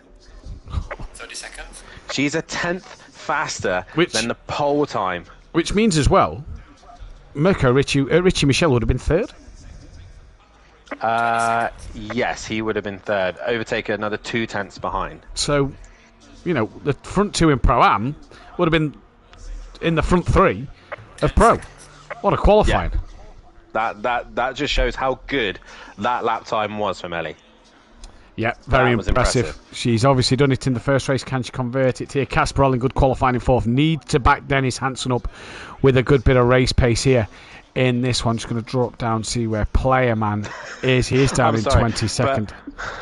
I've obviously got the Discord open. I can see what the guys have said. And straight away, Richie Michel puts Ellie, and then the shock face. Tech leader Ellie with exclamation marks. Damn! And she's caused some. She's really ruffled some feathers here. And wow. I mean, we're hoping she was enjoying last time out, but sadly, of the complications with all what was going on, we was not expecting this. And this is really.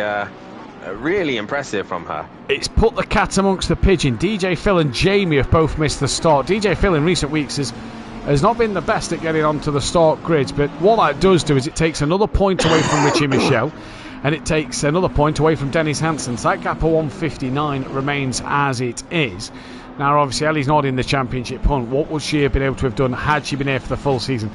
But she's going to want to try and work her way up the standings. That does give, though, Ferrari their 27th pole position. They're now 9 behind the Ginetta in this one then. So we're getting ready for the second race of the day. It's Ellie from Richie Michel. And the bonus here, Dan, as well, and this is taking everything out of this, Ellie's got nothing to lose. She's not in a championship fight. She's not got anything to do with... Richie Michel or Dennis Hansen's fight. She's there for herself. She's there to win races. She's there to put on a show. So, she could become a thorn in Richie Michel and Dennis Hansen's side here. She can, and like you said, she has nothing to lose. She can go and do anything that she likes at this stage. She is going full-blown aggression if she really wanted to, or this is a cat amongst the pigeons. It's really going to cause some real headaches for these championship contenders, because now Richie Michel would probably think, just off I go into lead and just disappear and pull away. He's got to race a car now. He's got to race a Ferrari it's not just quick on one lap. As we saw in the sprint race, she disappeared. She drove away. So yeah, this is going to be very, very interesting nonetheless. It's going to be very interesting nonetheless, and what a debut, eh? We've seen some debuts, and we love crowning new winners. This is one of the more impressive debuts as well that we've seen. Well, we've had a few, Dan, that have popped up and been able to win races. And again, great stuff to see here from Ellie at this stage in the day. What a job it has been. Remember, if you are new to SimPlay Motorsport, please hit that subscribe button and the like if you want to leave us a like here, as well as hitting that bell to be notified when we go live. Myself and Phil Radin will be back in the box tomorrow for Pro around Suzuka. And if you want to check out our fantastic sponsors, please go down to our description below. Design Manchester, producers of vinyl graphics, laser engraved gifts, mugs, printed clothing and much more, including SimPlay Motorsport merchandise. Head over to their Facebook page, or check out Audiosport, manufacturers of VW Transporter, T4 audio solutions and styling products. Head over to www.audiosport.co.uk. Link to that and their Facebook page is in the description. But Dan has done the prediction for the race winners. If you don't agree with anybody on that list, make sure you comment in the chat who you think will win.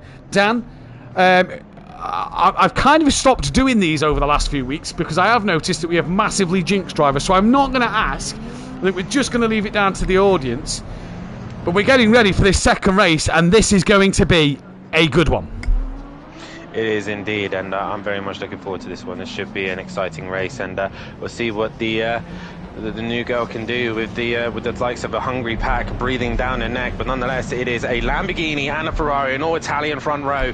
Ellie versus Richie going at it into turn number 1. Can Dennis Hansen stop Richie from pulling away from him in the championship? That is the question. DJ Phil's changing something on the setup. That's why he missed the start of the race. But it's round 18 of the season, 24 rounds all in all, but round 18 of the championship. It's green and go here. Richie Michel looks like he's got the better start over him and Ellie as they head down towards turn 1. That also looks like Casper Olin has got a better launch, as does Francisco over Dennis Hansen, and Richie Michel around the outside leads over Ellie in towards turn 1. They go, and it's a decent start from the front two as we just drop down towards the midfield. Looks pretty good from Argent's point of view there, and if we drop down a little bit further more, everybody through nice and cleanly. The 53 of DJ Phil has got away, and Jamie now starts to move, but a good start out front. Richie Michel did exactly what he needed to do, Dan, already. Yeah, he has indeed. He's cleared Ellie, but Ellie will be on the back of him, and like I said, she's got nothing to lose. Meanwhile, Lando Norris is trying to find a way on Brian Craig, but he's got John Goudet right behind him as well.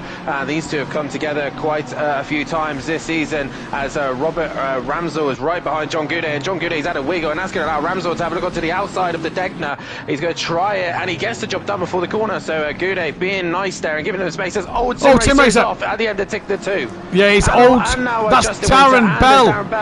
Yeah, all three of them off and at the second. Degner's now Mirko Ritchie's around at the hairpin. Not sure if he was helped or what, but Mirko Ritchie around at the hairpin rejoins and manages to go to the outside of there and gets back into the pack behind that of John Goudet. But it's Richie Michel from Ellie, Dennis Hansen from Casper Olin. Old Sim Racers now down the pack with Francisco up the order, as is Mirko Ritchie. Steve Millington as well doing not too bad. The 64's had a moment, and that 64 is Darren Bell once again out the hairpin, who's had another moment. But already battle started to develop here, and it's the two Team Dane train cars, Dan, of Casper Olin and Dennis Hansen, who are hammer and tong at the moment with each other. The problem is for Casper, he's got to sit behind his teammate and let Dennis Hansen score them points.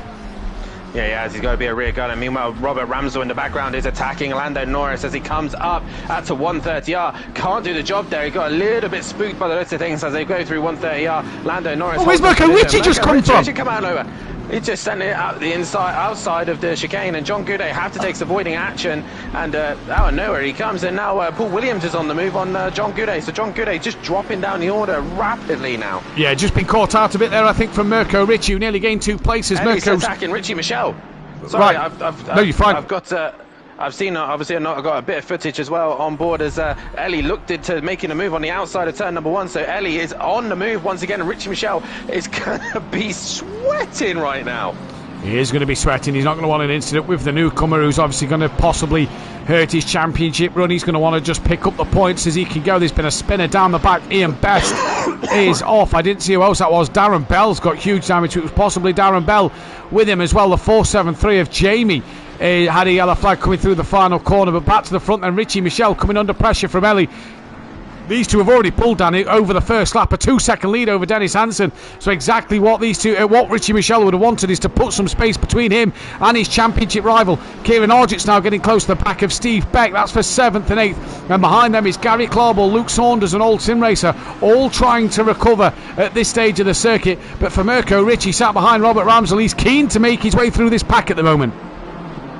He is indeed, and he just can't make a way through at this stage. If he didn't get caught up with the incident earlier on, he probably would have been a little bit higher up. But Brian Craig seems to be the cork in the bowl of this train at the minute, and yeah, he's just off the back of the other train, which is being led by Steve Beck, who's had a better start. He seems to be struggling as Casper Olin's made a mistake, and he's now been passed by Francesco Gomez as they come up just before the 130R kink. And he gets that job done easily, and Stephen Millington once again having a fantastic performance. Yep, Steve Millington showing why he's a really good racer at the moment. He's another one who'd be up there in this championship fight had he been there for the full season. So Francisco moves up to P4 ahead of Cass Brolin, just dropping back down to Gary Clauble. There's a bit of a train forming here behind Stephen Beck, and that's got Kieran Argent, Gary Clauble, Luke Saunders and Old Sim Racer all in this little train. Mirko Ritchie still looking on the back of Robert Ramsell. No, he's not, because Robert Ramsell's off at the chicane. So Ritchie's through, Goude's through, Michael is through, Paul Williams is through, Rob Smith didn't get past. And where's Monkey Boy? He must have had a moment this lap because he's down in 23rd and DJ Phil's on. In fact, he's just got past DJ Phil. He has indeed. Meanwhile, Richie Michelle takes fastest lap of the race, but he has not pulled away. 4 tenths is still the gap to the Ferrari of Ellie, and we'll see how they handle these challenging conditions here, and also what they're going to do with strategy-wise. Who knows what's going to happen? But Casper Olin now back onto the rear of Gomez. The McLaren very good in the tight, twisty stuff. The downforce and chassis really helps it out for Steve Beck. It's got a train of cars behind him. He has got a train of cars behind him. Argent and Clauble are the closest to, and Clauble getting very close under braking there to Kieran Argent through Degner 1 in towards Degner 2. Kieran Argent, is he just losing out a little bit? Luke Saunders had Old Sim Race look around the outside of Degner 2. Very difficult place to overtake, and you've got to trust the person you're racing with to give you that space on the outside or on the inside of them corners. Very difficult place indeed as Old Sim Racer manages to come out the corner. Gary Clauble, though, looks like he's getting a bit of a run on Kieran Argent. This is on board with the Porsche, who's doing great things on the back of the BMW with Kieran Argent at the moment there towards Spoon. He is indeed. But Kieran Argent, he looked like he had a good pace in race 1, but just a few Argent mistakes that crept in by the looks of things. Possibly a little bit of contact from other drivers. Whoa! Argent! Steady on the exit Spooner, such a tricky corner. Meanwhile, Ellie is on the attack once again on Richie Michelle, looking into what they are. And Richie Michelle has to defend, and he's got the Ferrari right up his backside. We stuck with the Gary Clauble, Kieran Argent fight. Kieran Argent just 2 wheels on the curb there and manages to pull away from Gary Clauble through 130R just a little bit, but Ellie then putting Richie Michelle under some immense pressure already in this race, down the start line to start lap 3 of this one, and Richie Michelle is having to work hard for this as Ellie takes the fastest lap of the race back from Richie Michelle, looking into turn 1, nothing changing there. Steve Millington's on the back of Cass Brolin, he's having a look into turn 1, late braking, no, he can't get it done, and Argent, not sure what's happened to Gary Clauble, but he's lost out to that of Old Sim Racer and Luke Saunders, who's looking up the inside of Argent. They touch, Argent's off and not into the wall, but close enough, and Luke Saunders carries on his way. But for Kieran Argent, not what he'd needed there. The tap on the rear, and round he goes. Just noticed Darren Bell in the pit lane. Yeah, Darren Bell been there for a while actually. He's been there at least a lap or 2 now, so he's been into the pits for a while now. But Ellie looking mighty at the minute out the front, seems to be very good in the final few sectors here. But Ellie trying her very best just to put Richie Michelle needs to be smart here. As much as they start fighting, Dennis Hansen is still within that range to catch him, and if he has one slip, one mistake with a newbie, his championship can be affected massively. It can indeed, and that's where he's got to think points. Maybe that his fight's not with Ellie because of the fact Ellie's new, and you know, points has got to be your first thought. As through the Degners, sounds like somebody's off. That is Rob Smith, as we're watching Justin Winchell on the back of Michael there, but can't seem to do anything. Justin Winchell had a bit of a shocking Suzuka here for the Ferrari driver. You seeing him running up the front, Michael having a look up the inside. That's Gary Clauble off at the hairpin, and he's got some damage to the front of that car now, as on board with the Nissan towards Spoon. There you go, they've got Argent just in front of them, so Argent's managed to pick up a couple of places, and here comes the Nissan up the inside towards Spoon. Is Michael going to have a look at it? No, backs out of that one on the brakes and thinks better of it. He's going to wait for another time. Just that straight out of the hairpin through 200R towards Spoon, just not long enough for that Nissan to do what it needs to do. No, not enough, and I think that's a lot of problem with what the Nissan and Alexis is going to struggle this week. There's not a lot of straights for it to really capitalise here, but it's a lot of a patient game for Michael here. He's going to have to wait for the right time, but he is behind the Porsche, which is probably the slowest in a straight line, as Justin Winters looking very competitive just behind him as well. And I believe Richie Michelle has taken the fastest lap back again, but both of them are looking very fast at the front, doing 2:01.1s is the pace currently at the minute from these two, as Brian Craig is up the inside of Mirko Ritchie and holding on to that position as well. He is indeed, as we're still with this Michael fight down towards turn 1 again. The Nissan just gets closer to the Porsche, goes a little wide on entry to turn 1 into the second part of turn 1 now, And Justin Winter can't do anything about it. Got a bit of damage on the front of his Ferrari, does Justin Winter. So that'll be interesting to keep our eyes on his speed throughout this race. Now, I believe Darren Bell is back out on circuit. He is. He's 2 laps down, though, to Jamie. So he's got a busy race of just getting to the end and scoring some points. As at the moment, good drive this from Fireman Michael and that of Justin Winter, who's getting closer through Dunlop then in towards the Degners. There you go. And this is looking decent at the moment for them too. Paul Williams has got Robert Ramsell on the back of him. Robert Ramsell and Stephen Millington as well. I think we said this last week. What a breath of fresh air they've been as well since joining a couple of weeks ago. They've been really good and hot on the heels of Brian Craig's at a moment. Out the hairpin and just tapped out of John Goodays. It looked like he was spinning around. That's put John in a whole heap of pressure to Paul Williams, who had to get out of it. And then Robert Ramsell's nearly gone into the back of him. Letterman's also been collected by Justin Winter as Brian Craig has to sit and wait, and he's still sat there and waiting. He has to wait for Gary Carville to clear. He finally selects reverse gear and finally gets going, but once again it's just all sorts of chaos here at Suzuka as Luke Saunders and Old Sim Racer go side by side into the fast left-hander, and Old Sim Racer decides he doesn't want to be in Japan anymore. He wants to go back to America, be at the Circuit of the Americas for the next race. I was going to say it was nearly like Alonso and Schumacher all them years ago, but the BMW managed to do the Ferrari on the inside, and Old Sim Racer just couldn't keep it there. Ellie's back within a tenth of Mirko Ricci again now, so she's come back. It's ebbing and flowing between them two at the front, but back to Old Sim Racer and tech leader here. Gap just under a tenth of a second. Side by side in the background, that was Paul Williams and Robert Ramsell, who are side by side down towards turn 1. There you go. John Gooday's no longer in this fight. Can't see him on the screen. He's dropped down the order behind Argent, and Robert Ramsell up the inside of Paul Williams, who's going to try and fight it strong round the outside. Can't do anything there though. Can't get the up and under. So John Gooday, what has happened to him? He's down to 20th place. In fact, it might even be more down. It's Gary Clarball's now in the pits. Gary Carville is in the pits. He had big damage to the front of his Porsche, and once again Ellie is right on the rear wing of this Lamborghini. She's looking so strong in certain sectors. She just has a moment where she's quick, and then she backs off, and then she comes back at him again, and she's looking to the outside of the hairpin, but she can't quite get the run. But Richie Michelle, he's probably sweating buckets right now, thinking, what on earth, where have you come from? He's probably thanking his lucky stars that she's not been here for the season, because Ellie has looked racy, and well, come next season, that could be one to see what happens then as Ellie comes through Spoon. You just see how that Ferrari is gaining on the Lamborghini through the corner. Richie Michelle might have the straight line speed, and this is going to probably make Richie Michelle work harder in the next couple of weeks of practice. We head to the Circuit of the Americas next week in the straight line. Look, let's see the difference in the straight line speed then here. Up the straight, Ellie just has a look to the inside of 130R, pulls back into the racing line, little lift, keeps it in the gear she was in.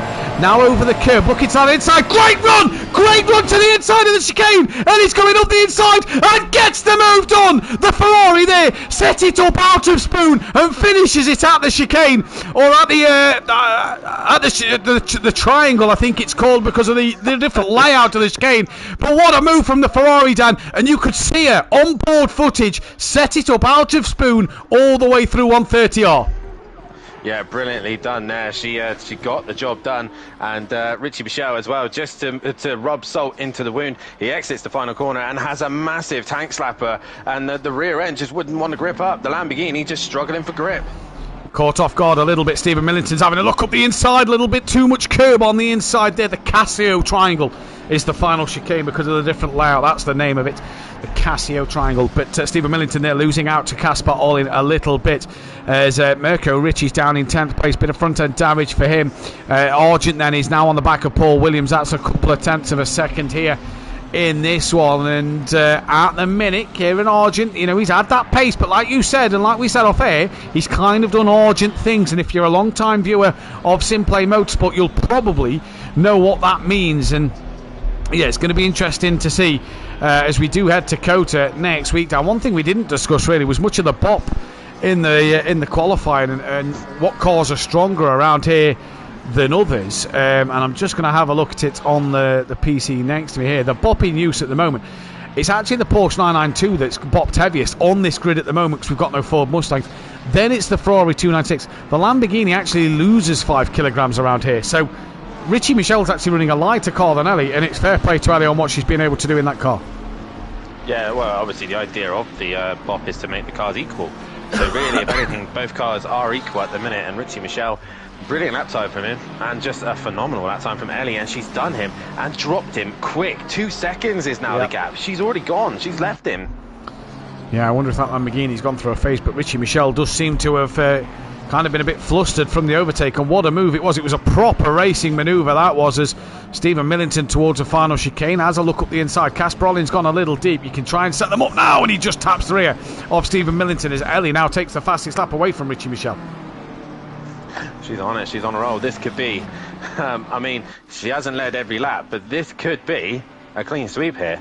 Yep, win, fastest lap, pole, win, fastest lap. That would be the clean sweep, obviously with only having the one qualifying. Stephen Millington, twitch, slide, catches it, manages to keep going through turn 1 he goes then. Mirko Ritchie's trying to get back on the rear of Luke Saunders. Paul Williams has got Kieran Argent up the inside, fully alongside as they cross the line. In fact, Kieran Argent is registered as in front and gets up the inside through turn 1. So Kieran Argent moves up to 13. Lovely little move that at turn 1. There's Michael not able to do anything at the moment. And what racing we've seen so far, Dan. Obviously there's been thrills and spills, but some of these overtakes have been proper quality overtakes at the minute. Yeah, they have been. A few have been a little bit messy as well, but obviously this is the nature of this circuit. It's what a move! Racing it. Stephen Millington round the outside of Degner 1, still side by side on exit of Degner 2. He gets it done on Casper Olin. Francisco at a moment at the end of the first Degner. Sorry, Dan. Yeah, just, well, the nature of the circuit, you do have to be brave around here. And Stephen Millington showing that he is brave enough, and he goes around the outside. Now he can hunt down the BMW of Francesco Gomez if he's still got enough tyre and life in that car to try and chase him down.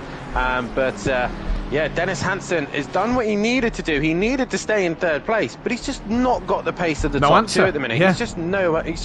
He was hoping that possibly maybe Ellie and Richie Michelle would fight a little bit harder so he could probably capitalise on it, but they've not. They've been racing hard, but they've pulled away, if anything. They've kind of worked together, haven't they, to pull that gap over Dennis Hansen. Hansen's got no response to the front 2 at this stage of the race, and Richie Michelle probably can now sit a bit comfortable. That is John Gooday. That is Colin Bright sat in the pits, if I'm not mistaken. Yes, it is. John Gooday is in the pits. Well, we've said it once, we'll say it again. John Gooday isn't having a good day. Yeah, and I'm starting to think that season where he was in the Mercedes might have been a kind of a fluke season. We did say him that he looked strong in it. Pre-bop. He wanted to prove, pre-bop, and he ended up coming back in the Mercedes. And this time around, it's not worked out. So we told him he looked strong, maybe we were right. He was right. After all, he looks more comfortable and faster in the Aston Martin. But nonetheless, he's come back out on track. But we'll just have to just get to the end of the season, and probably he'll end up looking at going back to the Aston again. And when you look at the Greasy Bandit stable, a lot of them's picked that Mercedes, and a lot of them have said a similar thing, haven't they? Is that it just hasn't done what they wanted it to do. Yeah, and especially in a category like Pro-Am, you need a very strong, stable car. And the Mercedes is a strong, stable car, but it's just it's not fast enough. You need it to be quick as well, and it's just not produced the lap times and the performance that they wanted. Watching Michael here on the back of Justin Winter down in 16th place. Good first race for Michael in this one. Mirko Ritchie's not far off the back of Luke Saunders either. They've got Lando Norris and Robert Ramsell not a million miles away, and Luke Saunders just going defensive. Great to see Luke Saunders back. Made his 50th race start last time out at Valencia. And obviously we saw him in the Flying Potatoes team with that of JP and Bemba from back in the day. Great to see Luke Saunders, former AM champion, on the channel. Lovely to see him back. I think he's also working on that pace and coming back into the system and back into the format and just finding his feet again. Yeah, definitely. So I mean, I definitely enjoyed racing him when I was in the Retia, and the guy can race for sure. He's clean and he's good at racing, but it's just big pack we've got now and new cars, and just it's all probably new to him, and he's just trying to find his feet, and he's slowly getting there. Yeah, indeed he is. Stephen Millington is on the back of Francisco here, so he's got past out of Casper Olin and is now trying to head after the BMW. Steve Beck's running in a quiet 7th place at the moment as John Gooday in the background just getting a lap done. And Dan, one thing to touch on here, it's a very cool day, isn't it? 12 degrees air, 12 degrees track temperature. Obviously that's going to play a part in the slippy surface. Ritchie, by the way, is looking to attack in turn 1. He's right on the back of Luke Saunders. He's looking to the outside of turn number 1, but he's not quite got enough overlap, and he's run a little bit wide, and that's going to compromise. And Lando Norris gets closer as Justin Winter is now attacking Paul Williams as they go towards turn number 1. They get very close to each other, unnecessarily closer than that, and Justin Winter runs a little bit wide, but he just manages to keep the position. But Paul Williams coming up the inside by those things, and he can't do enough there. Just a very, very close to the back of that car as Luke Saunders is dropped. Mirko Ritchie, he's now behind Robert Ramsell. Yes, what's happened there to Mirko Ritchie to drop back down the order a little bit in this one. They're not sure what happened to him there. But yes, very cool today, Dan, and I think that's what's catching some of these drivers out a little bit, maybe. Yeah, and they probably got setups that are very good in the the hotter conditions, and right now it's not very hot at all. It's far from it, and yeah, I think they're just all starting just to struggle to find that pace and that grip at the minute, because it's just really tricky conditions. It is indeed. Then Stephen Millington has got past out of Francisco for 4th place. He's got Casper Olin on the back of him, so can now Stephen Millington try and maybe hunt down after Dennis Hansen? Now he's opened the gap up to 2.2 over Richie Michelle. Richie Michelle's gap to Dennis Hansen is 11.2 seconds now, so Dennis hasn't got an answer at the moment. Casper Olin's on the back of Francisco. Francisco still with that of Stephen Millington though. He's not been dropped by the Ferrari driver yet, and it's going to be interesting to see what will happen if he does have a look into the final chicane, and it is just a look from here on in. It's going to be interesting to see what that Ferrari can do down the order a little bit. Lando Norris trying to get on the rear of Luke Saunders. There's a yellow flag in front, and I saw a bit of dust being kicked up, and I think that may have been John Gooday who's had a bit of an excursion here. But Luke Saunders coming under pressure from Lando Norris. Out the final corner they come, and down the hill they go, and Lando not close enough at the moment. Kieran Argent though, no, sorry, it's Mirko Ritchie that is close enough to Robert Ramsell once again, but not. I don't think he's quite close enough to have a look. No, he's not. Thinks better of it. No real fights happening out on the circuit. Ball this group of 4, and then that of Francisco and Millington, who Millington's actually opened the gap to Francisco. Yeah, just a better exit by the list of things, and just pulled away from the McLaren, the BMW, but.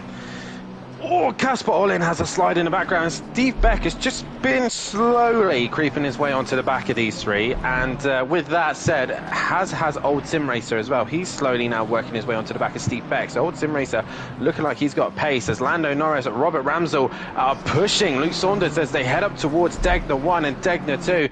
Bouncing over course, and Luke's gone very wide, and is he going to hold on to the position? Look, Lando Norris up the inside, Robert Ramsell up the inside, and here comes Mirko Ritchie out of nowhere and goes around the outside of Robert Ramsell, who had his own moment as they head up towards the hairpin, and Luke Saunders defends the inside, but Lando is there, and I think partially to look towards Luke Saunders there. Lando was on the inside, and Luke just turned in on him. Yeah, gonna have to see that one, see how far Lando Norris was ahead. But Robert Ramsell benefited out of that when he gained 3 places, and on their way they go once again, and the lead's now 3.4 seconds. Just going to drop back to to that of Kieran Argent. He's got Justin Winter gaining on the back of him. Michael's got is catching onto the back of Paul Williams just ever so slightly per sector. So it's going to be interesting to keep eyes on that fight as well. But at the moment, going great guns is that of Ellie and Richie Michelle. They've kind of pulled away. Dennis Hansen as well has got over a 3-second gap at the moment to Steve Millington. But for how long? Because Steve Millington's got a bit of pace in that car. Justin Winter carrying more speed through 130R than Kieran Argent, and just closes up a little bit more. And these two gaining on the back of Luke Saunders after that spin at the hairpin. Yeah, and also Dennis Hansen, yeah, maybe in that 3rd place, but he might be happy to see that also Stephen Millington's back under pressure from Gomez. He seems to have got himself back together again and is back onto the back of the Ferrari. Sometimes it's easier to actually chase rather than follow, rather than lead, because if you're chasing, you can see where the other car's braking and try it yourself. Obviously, cars are slightly different and so on and so forth, but there's always the opportunity that he can have a look and try different lines, and possibly that's what's happening here with Gomez. He's found some quicker lines by the looks of it. He's very sideways as he goes through Degner 1. Don't forget that BMW also kind of has a moment or two. So you've kind of got to have it. As Casper Ollins off, bounces off the wall a little bit, and that's going to allow Steve Peck through. So Casper Ollins makes a mistake at the exit of the Degners, and that's not going to help his performance. But Steve Peck goes through. Mirko Ritchie's now looking on the back of that of Lando, down to Justin Winter, who's got himself ahead of Kieran Argent. Now Argent's coming under the trap of Paul Williams and Michael. Darren Bell's back in the pits, and not the return like he wanted from last night, where he had a great night on the podium. Tonight's not gone his way in this race at all. But Kieran Argent now, is this BMW just going through its little period, Dan, where it just tends to, after about 20 minutes or so, just have 5 or 10 minutes where it just goes a little strange? Possibly so. I mean, I think the Lamborghini does something similar as well, but yeah, it tends to go through a weird phase where it's very competitive at the start. It's able to use the softer tyres and able to run it through, but as soon as the tyres just get a little bit more worn, it seems to go into this kind of like evil stage. Yeah. I mean, I've only driven the BMW a handful of times, but Matt, you're more of an expert on the car. It does seem to go a little bit weird at stages. Twitchy and loose, as if everything just, as if you just lose all grip is how it seems to feel. But yeah, that kind of comes back to you. But the problem is, by the time this is going to start to come back to these drivers, Dan, we're possibly looking at the pit window opening. And if you've not been experienced in driving the car, or you've not been experienced at testing that setup that you've got on the car, you may then think, oh well, do I need to change my tyres here in this race to get it back to where it was? The pit window opens now, looks for drivers towards the back end of the field. In fact, John Gooday's already pulled the trigger. That could be a good strategy for John Gooday. And Tank has retired from the race. We have lost Tank from this second race. Yeah, not the return that he probably would have wanted, but nonetheless, it's a retirement and a qualifying ban going to COTA. And the last time we went to COTA with the Pro-Am, so we had all sorts of drama regarding internet servers and issues where we lost half the grid. So COTA half for the points, Pro-Am, wasn't it? It was awarded half points, and the Pro-Am drivers are going to be very nervous going back to COTA, I think. We're going to be just as nervous to make sure the servers run okay. John Gooday and Argent both then into the pits. We're watching Lando Norris try and get close to the back of Robert Ramsell, as well as Michael now, who's under that second to Paul Williams, so just chipping away at that gap. And that's what I like about this here, is he is just starting to bring that gap down. And Michael, to be fair, great night of racing. I know he's down in 15th place, and that would suggest it's been a great night, but he's genuinely had good pace in that Nissan, and a car that's older and not tipped to be as good. He's making it work. He is indeed, and obviously as well, you talk about it not being very quick. It wasn't very good on one lap, but it seems to be quite good in the race here. And he is on the back of Paul Williams. It seems, again, another car that's big and heavy and seems to be quite stable. But I think it's probably a very understeery car by probably the looks of things. Yeah, we're probably going to have to keep our eyes on what the Nissan will do and its characteristics. But he is closing that gap. Steve Beck is into the pit lane. Mirko Ritchie's once again closed up to the back of Lando Norris. So that gap just coming down a little bit more.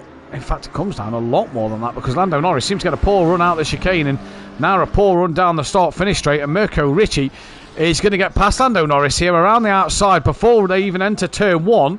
Mirko Ritchie gets ahead of Lando Norris, so not sure what happened there to the McLaren. Just didn't get the drive out the chicane. Yeah, possibly so, and just not the run he wanted, and just mugged by the Lamborghini there. Quite a lot of cars in the pits. Steve Beck, old sim racer, is in there as well. Robert Ramsell, Justin Winter, Luke Saunders, Paul Williams, Michael and Monkey Boy all to pit lane, as is Argent as well. But all those guys in the pits at the minute. But Ellie at the minute leading and in control of this race, 4.2 seconds ahead of Richie Michelle. And then it's a long way back to Dennis Hansen in 13th place, third place. I say 13th, he's 13 seconds behind. So it's a bit of a gap between Dennis Hansen and Richie Michelle. Yeah, it is a bit of a gap at the moment between the two championship protagonists, but Dennis Hansen in control over Francisco Gomez, who's both him and Casper Ollins have got past Millington, so not sure where that's happened then.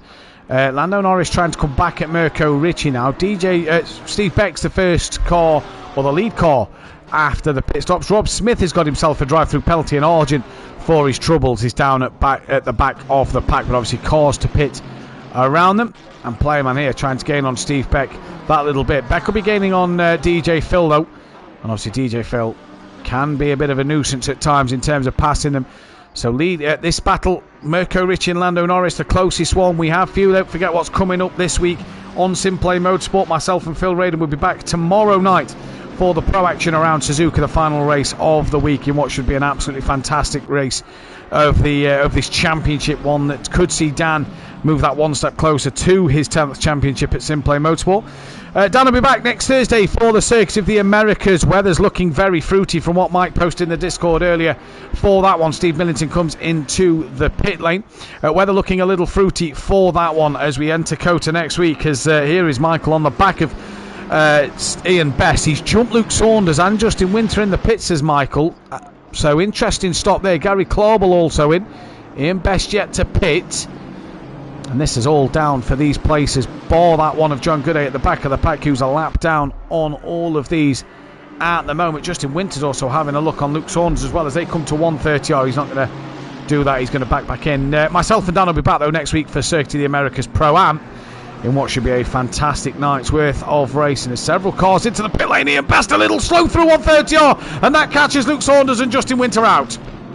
Yeah, it does, and Justin Winter taps the back of Luke, and Luke goes up the inside of Best, and they all Constantine are up, and in the back of all this is John Gooday, who's like, what do I do? I want to carry on and do my race, but he can't seem to just get through this pack of cars, and Ian Best decides that it's best to pit as we are now into the halfway stage of this race. You like that? Good as the Ferrari's in the middle of a front engine sandwich of the BMW and the Mercedes of Monkey Boy, and Monkey Boy runs wide and makes that mistake. But Justin Winter has his own moment, and he's got past Luke Saunders. Yeah, each of them there had a wiggle at a different stage of the corner there, and through he goes. And I'll tell you what, Justin Winter looks a little stable tonight. That's possibly why he's probably a bit slower than normal, Dan. He's not sideways through the S's like we used to seeing him. Robert Ramsell then is on the rear now of Lando Norris. Rob Smith still has that stop-go penalty to do.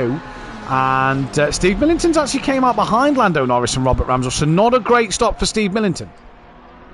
No, not at all. And Rob Smith as well has got to stop and go later on to serve as well. Argent is at the back now, as he's put in the chat, big damage, he hit the pit entry.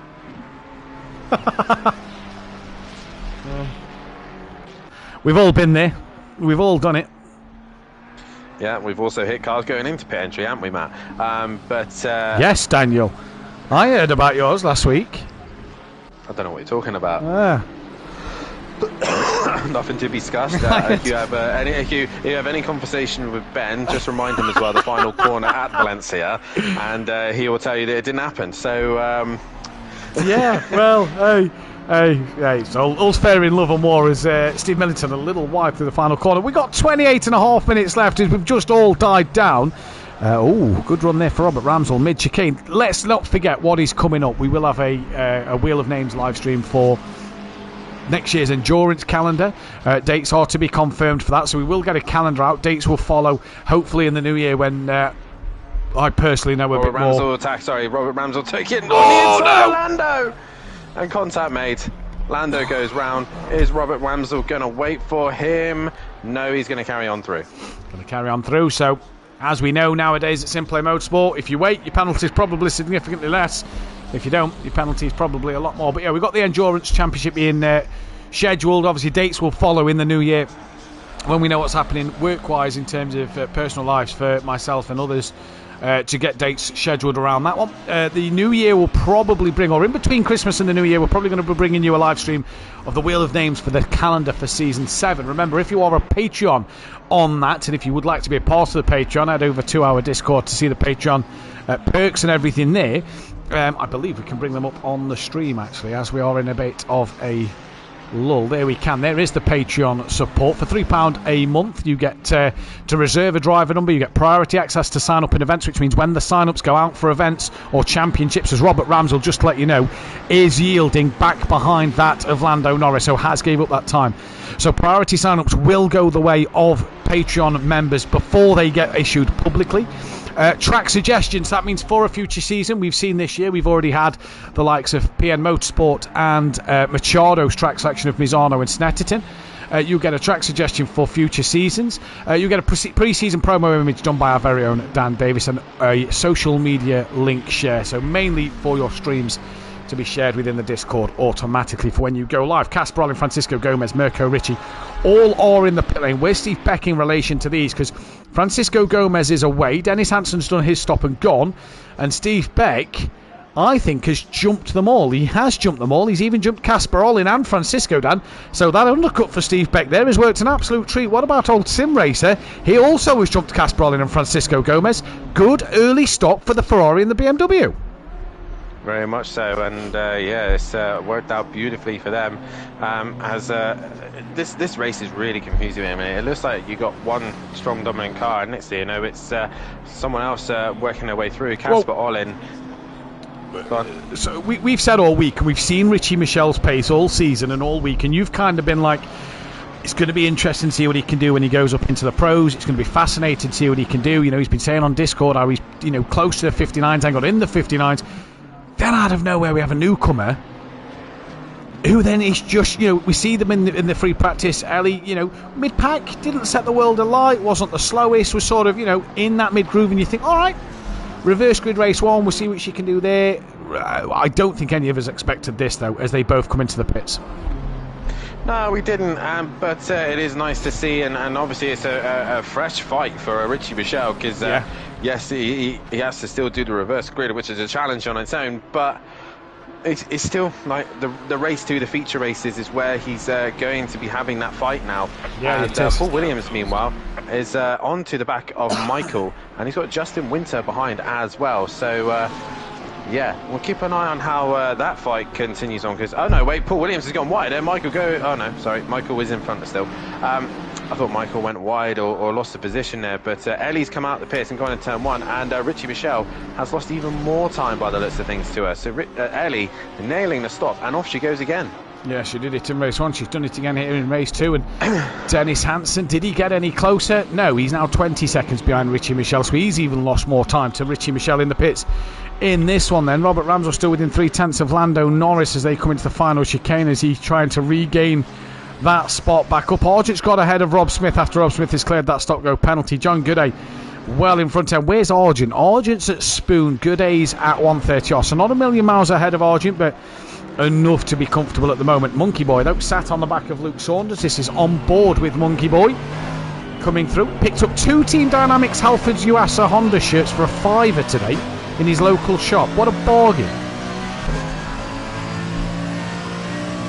I know, you're speechless. I can't believe it as well. That's absolutely fantastic. What a bargain for Monkey Boy. You talked Honda and I got bored. But Ellie, meanwhile, 10.3 is the gap now. Even with that stop done, she's extended the gap. It was 5 seconds when they stopped. Richie Michel must have pitted for fuel as well, but Ellie stopped, gone, off she goes. And with that as well, if she'd done that with the pace as well, and she's fully tanked, and Richie Michel wasn't, that's even more impressive. Yeah, fair play. Fair play. Could there be a discussion for a pro seat next season? Who knows? It's one race. It's one race. Too early to judge. One race at the moment. She might love this circuit, and then we go to Kota and she's nowhere. Yellow flag. That is Mirko Ricci. Ooh, who's got some bad front end damage. That is out of Dunlop. He's had a moment into the wall there. Then that's coming out into the Degners. Yeah, that front end.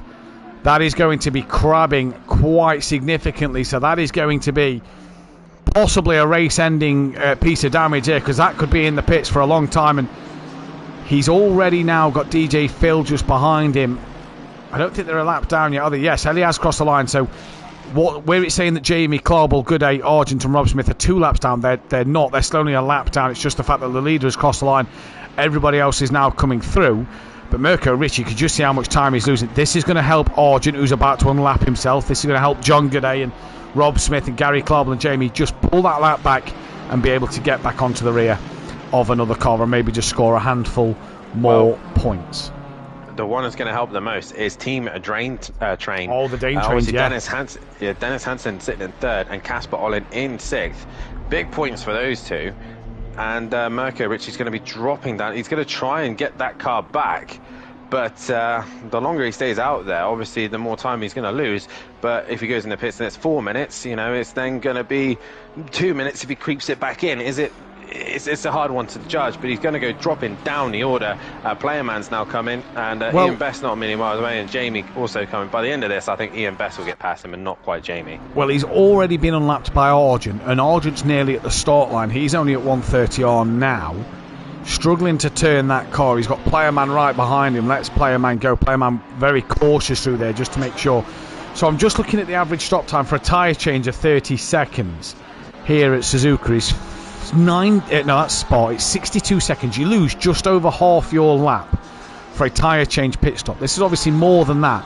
So Kieran Argent, as Mirko Ricci enters the pit lane now, Kieran Argent is already pretty much a quarter of the lap in front, and Mirko's only just really got into the pit lane and has got to get that car stopped. Ellie has now just lapped him, so yeah, I think Mirko here, if he ends up behind Rob Smith and Argent in the last two places, this could really help the Dane trains gain some big points, because third and sixth at the moment, what would that give then? That would be 45 for third and 33 for sixth. That's a good 78 points, whereas Richie Michel's who's scoring 50, and Mirko Ricci, if he is to be last down in that 24th spot, would gain 7, so only 57. They'd be losing a good 18 points there. It's not a lot, but if they've already lost a few tonight, it just chips away, doesn't it?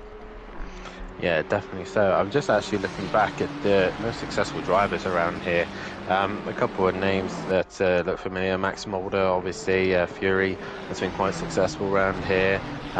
Myself, we've also got Mike Matthews got a win here. Ginger Bush has been successful here. But the name that really sticks out there, and very much so, Overtaker, 2 pole positions and 5 race wins here. He is the man of Suzuka, isn't he? There's not many circuits where someone is that dominant. You look at certain tracks and to see where someone has been ripper at Kyle Army, 3 poles, 4 wins. Yourself at Imola, 2 poles, 4 wins. You're naming Overtake there, 2 poles, 5 wins here. Myself at Zolden, no poles but 6 wins. De Silva at Paul Ricard, 3 and 3. There's a lot of circuits that we've not named there where drivers are so close. And then you've got that from Overtaker at Suzuka, which is just a cut above the rest for some reason. And I'm not a fan of this circuit, more of a fan of spectating it, not a fan of driving it, but he just gels with this track. Doesn't matter what car he seems to go in, doesn't matter what game it seems to be on, he just clicks with this circuit and does really, really well around here. And look, he's in a good strong Ford Mustang tomorrow. He's up the grid in race 1 a little bit due to missing a few races this season. No quali bans for him this week. He could be a real contender. He could be indeed, as you can tell, guys, the racing has gone a little bit flat once again. Michael and Justin Winter and Paul Williams are still close to one another, but kind of just spread out a little bit. But yeah, I'm obviously looking at most successful drivers just around each circuit. You say obviously Laguna, Imola for myself is actually not the first track I would have thought to come to mind for myself. It's actually, I was thinking Nürburgring seems to be my dominant circuit. What else is on here? Laguna Seca as well. But yourself, Matt, very strong at Zolder. Actually, you're the one who's probably got the most wins at one particular circuit of Zolder. 6 wins to your name, but no pole position. No poles. So, 32. Oh, Mirko. Oh, as if his night couldn't get any worse. He gets a stop-go penalty. I've never been well at qualifying.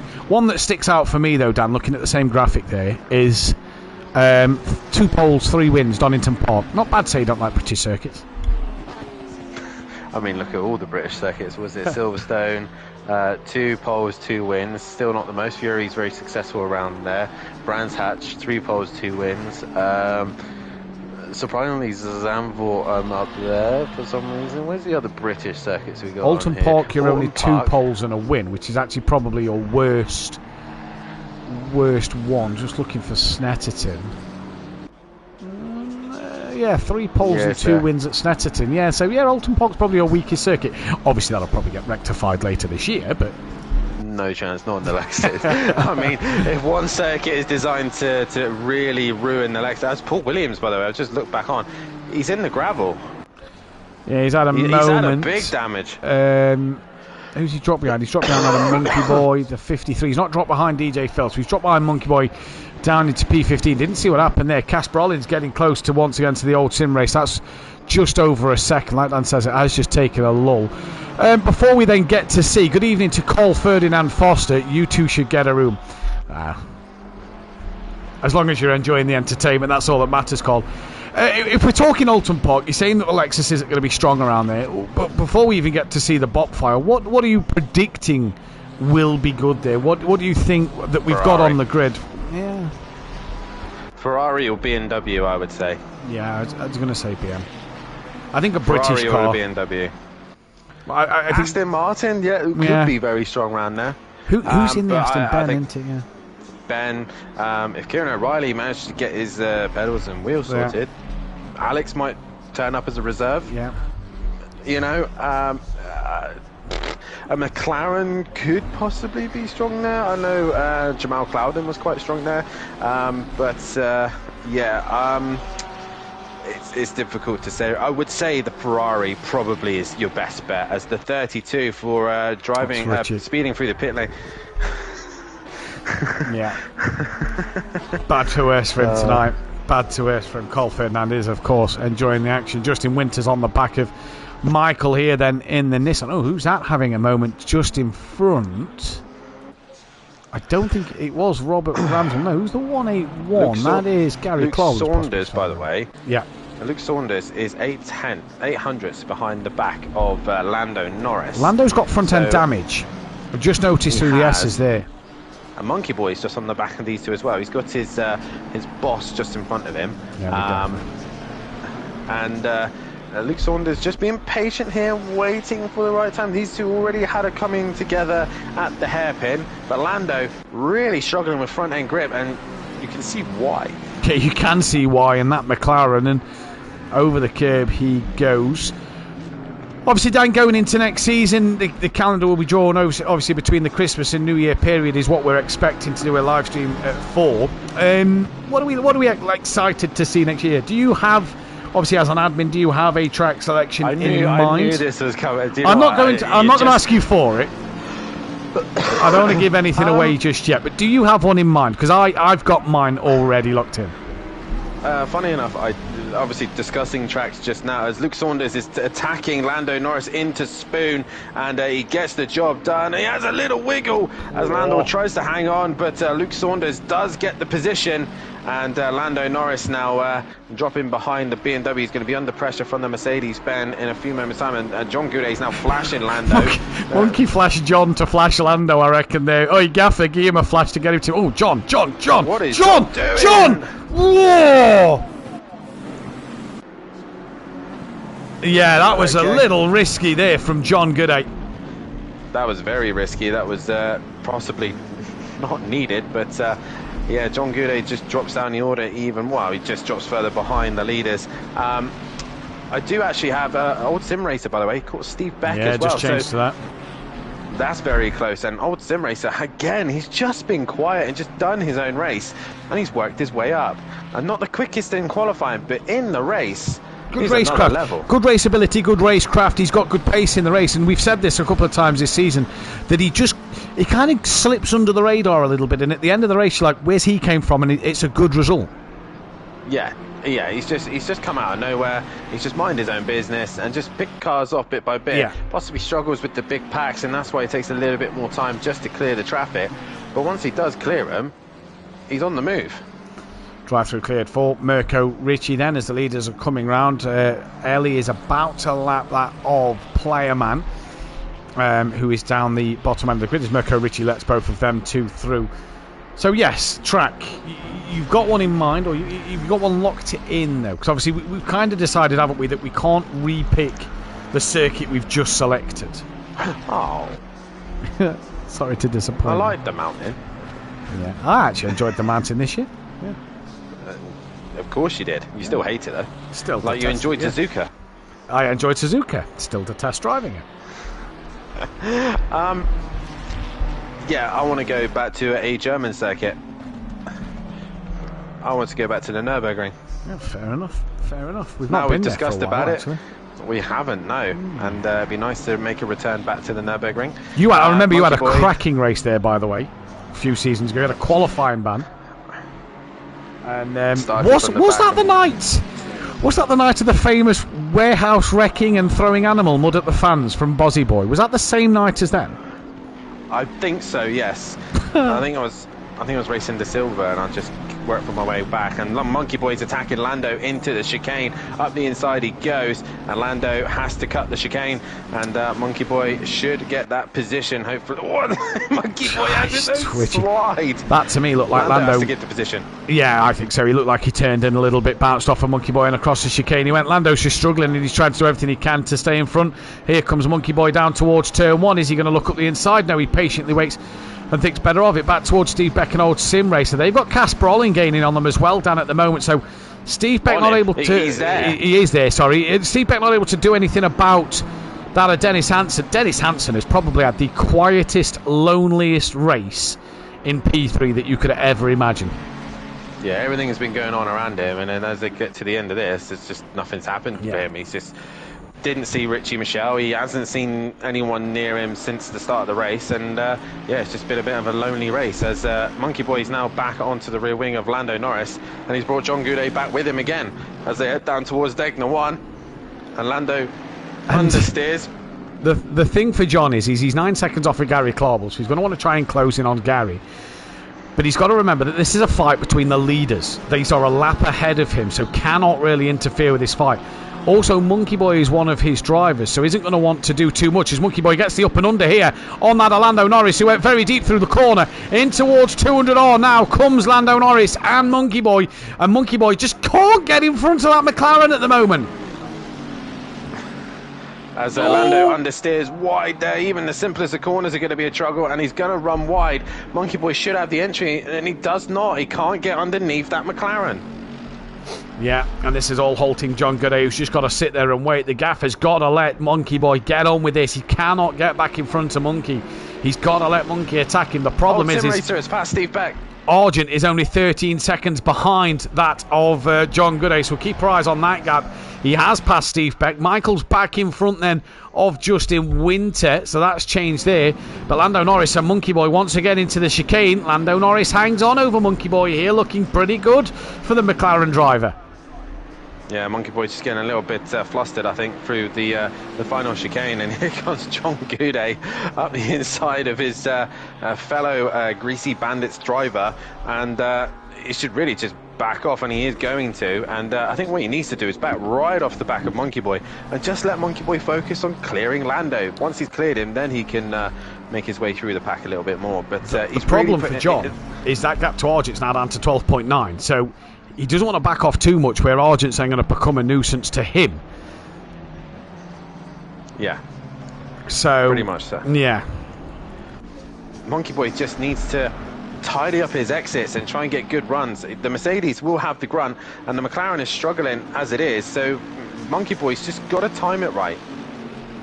He's got to realise that John's not going to attack him as well. John's a lap down, so he's not going to attack his team member as Monkey Boy. Good run through the first Degner, on the brakes into the second Degner.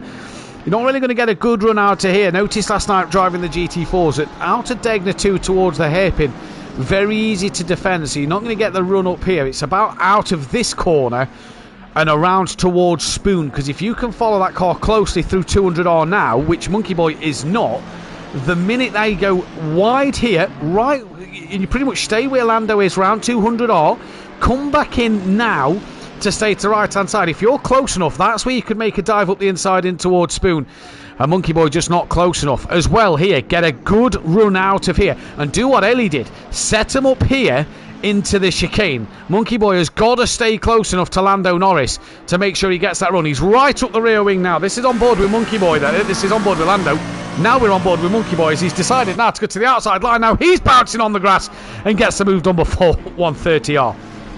Yeah, he now needs just to hang on to it as he goes into the chicane, because Lando might look back to come back at him, but Monkey Boy does keep the position, but he's gone deep. He's gone deep into the chicane, but he manages to hook it back up, and he stays in front. Who's just behind him? Paul Williams is now starting just to creep onto him, but I think once they sort themselves out, the damage of that McLaren will allow him not to be able to get any closer to Lando Norris. Now John Goudet is looking to try and unlap himself from Lando Norris as he goes to go down the inside. Lando thinks, no, I'm not going to mess around with you. Off you go.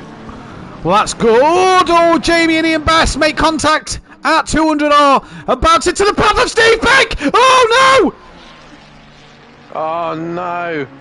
Steve Beck, no. He's just minding his own business. He worked so hard for 5th. And he's been caught up in a silly little incident, and now he's waiting for everyone to come feeding through. Casper Olin must be thinking it's his birthday, because that's another position and more points for the Dane trains. Drain trains, yeah. For them. Indeed it is. Oh, Steve Beck, your heart must be in your mouth for him, who was having such a good run. Yes, he just lost out to Old Sim Racer, but was having such a good race. There goes Michael and Justin Winter. Luke Saunders will be coming as well. Kieran I think Orge. that's him done. Yeah, I agree. He's not got that going. He must be livid at the moment. Kieran Orge, by the way, got the gap down to 8.9 seconds in a lap. To the pits. And John Goudet at the moment is not past Lando Norris, so Kieran Orge within 2 laps is down to 8.9 seconds from 12.9.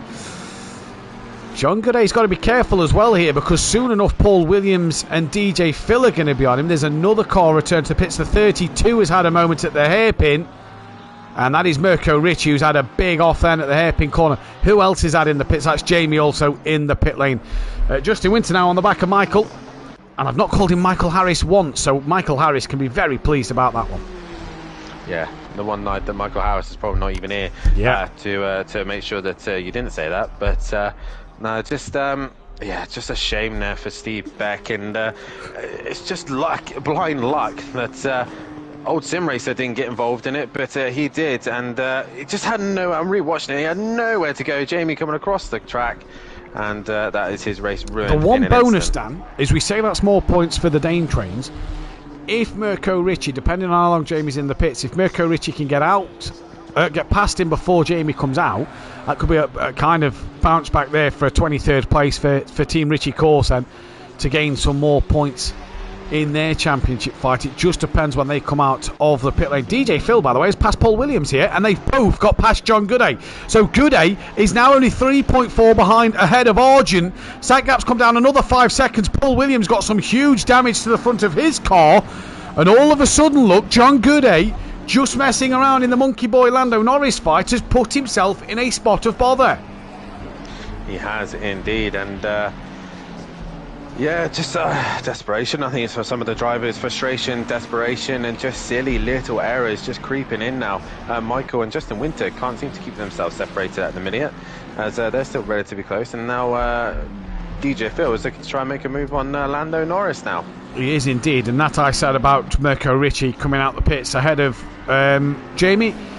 Possibly so, but he's back into the pits himself, so it's going to be interesting to see what happens there. But Justin Winter isn't able to do what he needs to do to get past Michael. He's still been staring at the back of that Mercedes. And DJ Phil, having a late charge here up into possibly 13th place come the end of this race. Decent result for DJ Phil. 3.5 minutes left to go in this one. Driver of the day poll will be going out, I imagine, any moment now, or any moment shortly. But interesting one to see. Robert Ramsell's within a second of Francisco Gomez. And the Cam Racing team, I tell you what, they've been a team that's been scoring a handful of points. Where are they in the Constructors' Championship? I don't think they're going to win it. They're too far back. But they are on 552. They will jump Team FBR. They'll possibly be even closer to Team Tom. And Millington and Ramsell here just putting on a bit of a show on a late charge up that Constructors' Championship table. Indeed he is. Sorry, I'm just currently typing out the driver of the day. As DJ Phil's got John Goudet right behind him once again, and John Goudet is overtaking DJ Phil. Or is he? I can't quite tell. He has overtaken DJ Phil. Well, Francisco, DJ Phil, an idiot, so up and under for Robert Ramsell at the hairpin on Francisco. Francisco just struggling in that BMW. Ramsell's not got past. And Lando Norris and DJ Phil now going at it. John's now got in between the pair of them, so John's now decided, I can't mess around here, I've got to get on with it because Argent's catching me.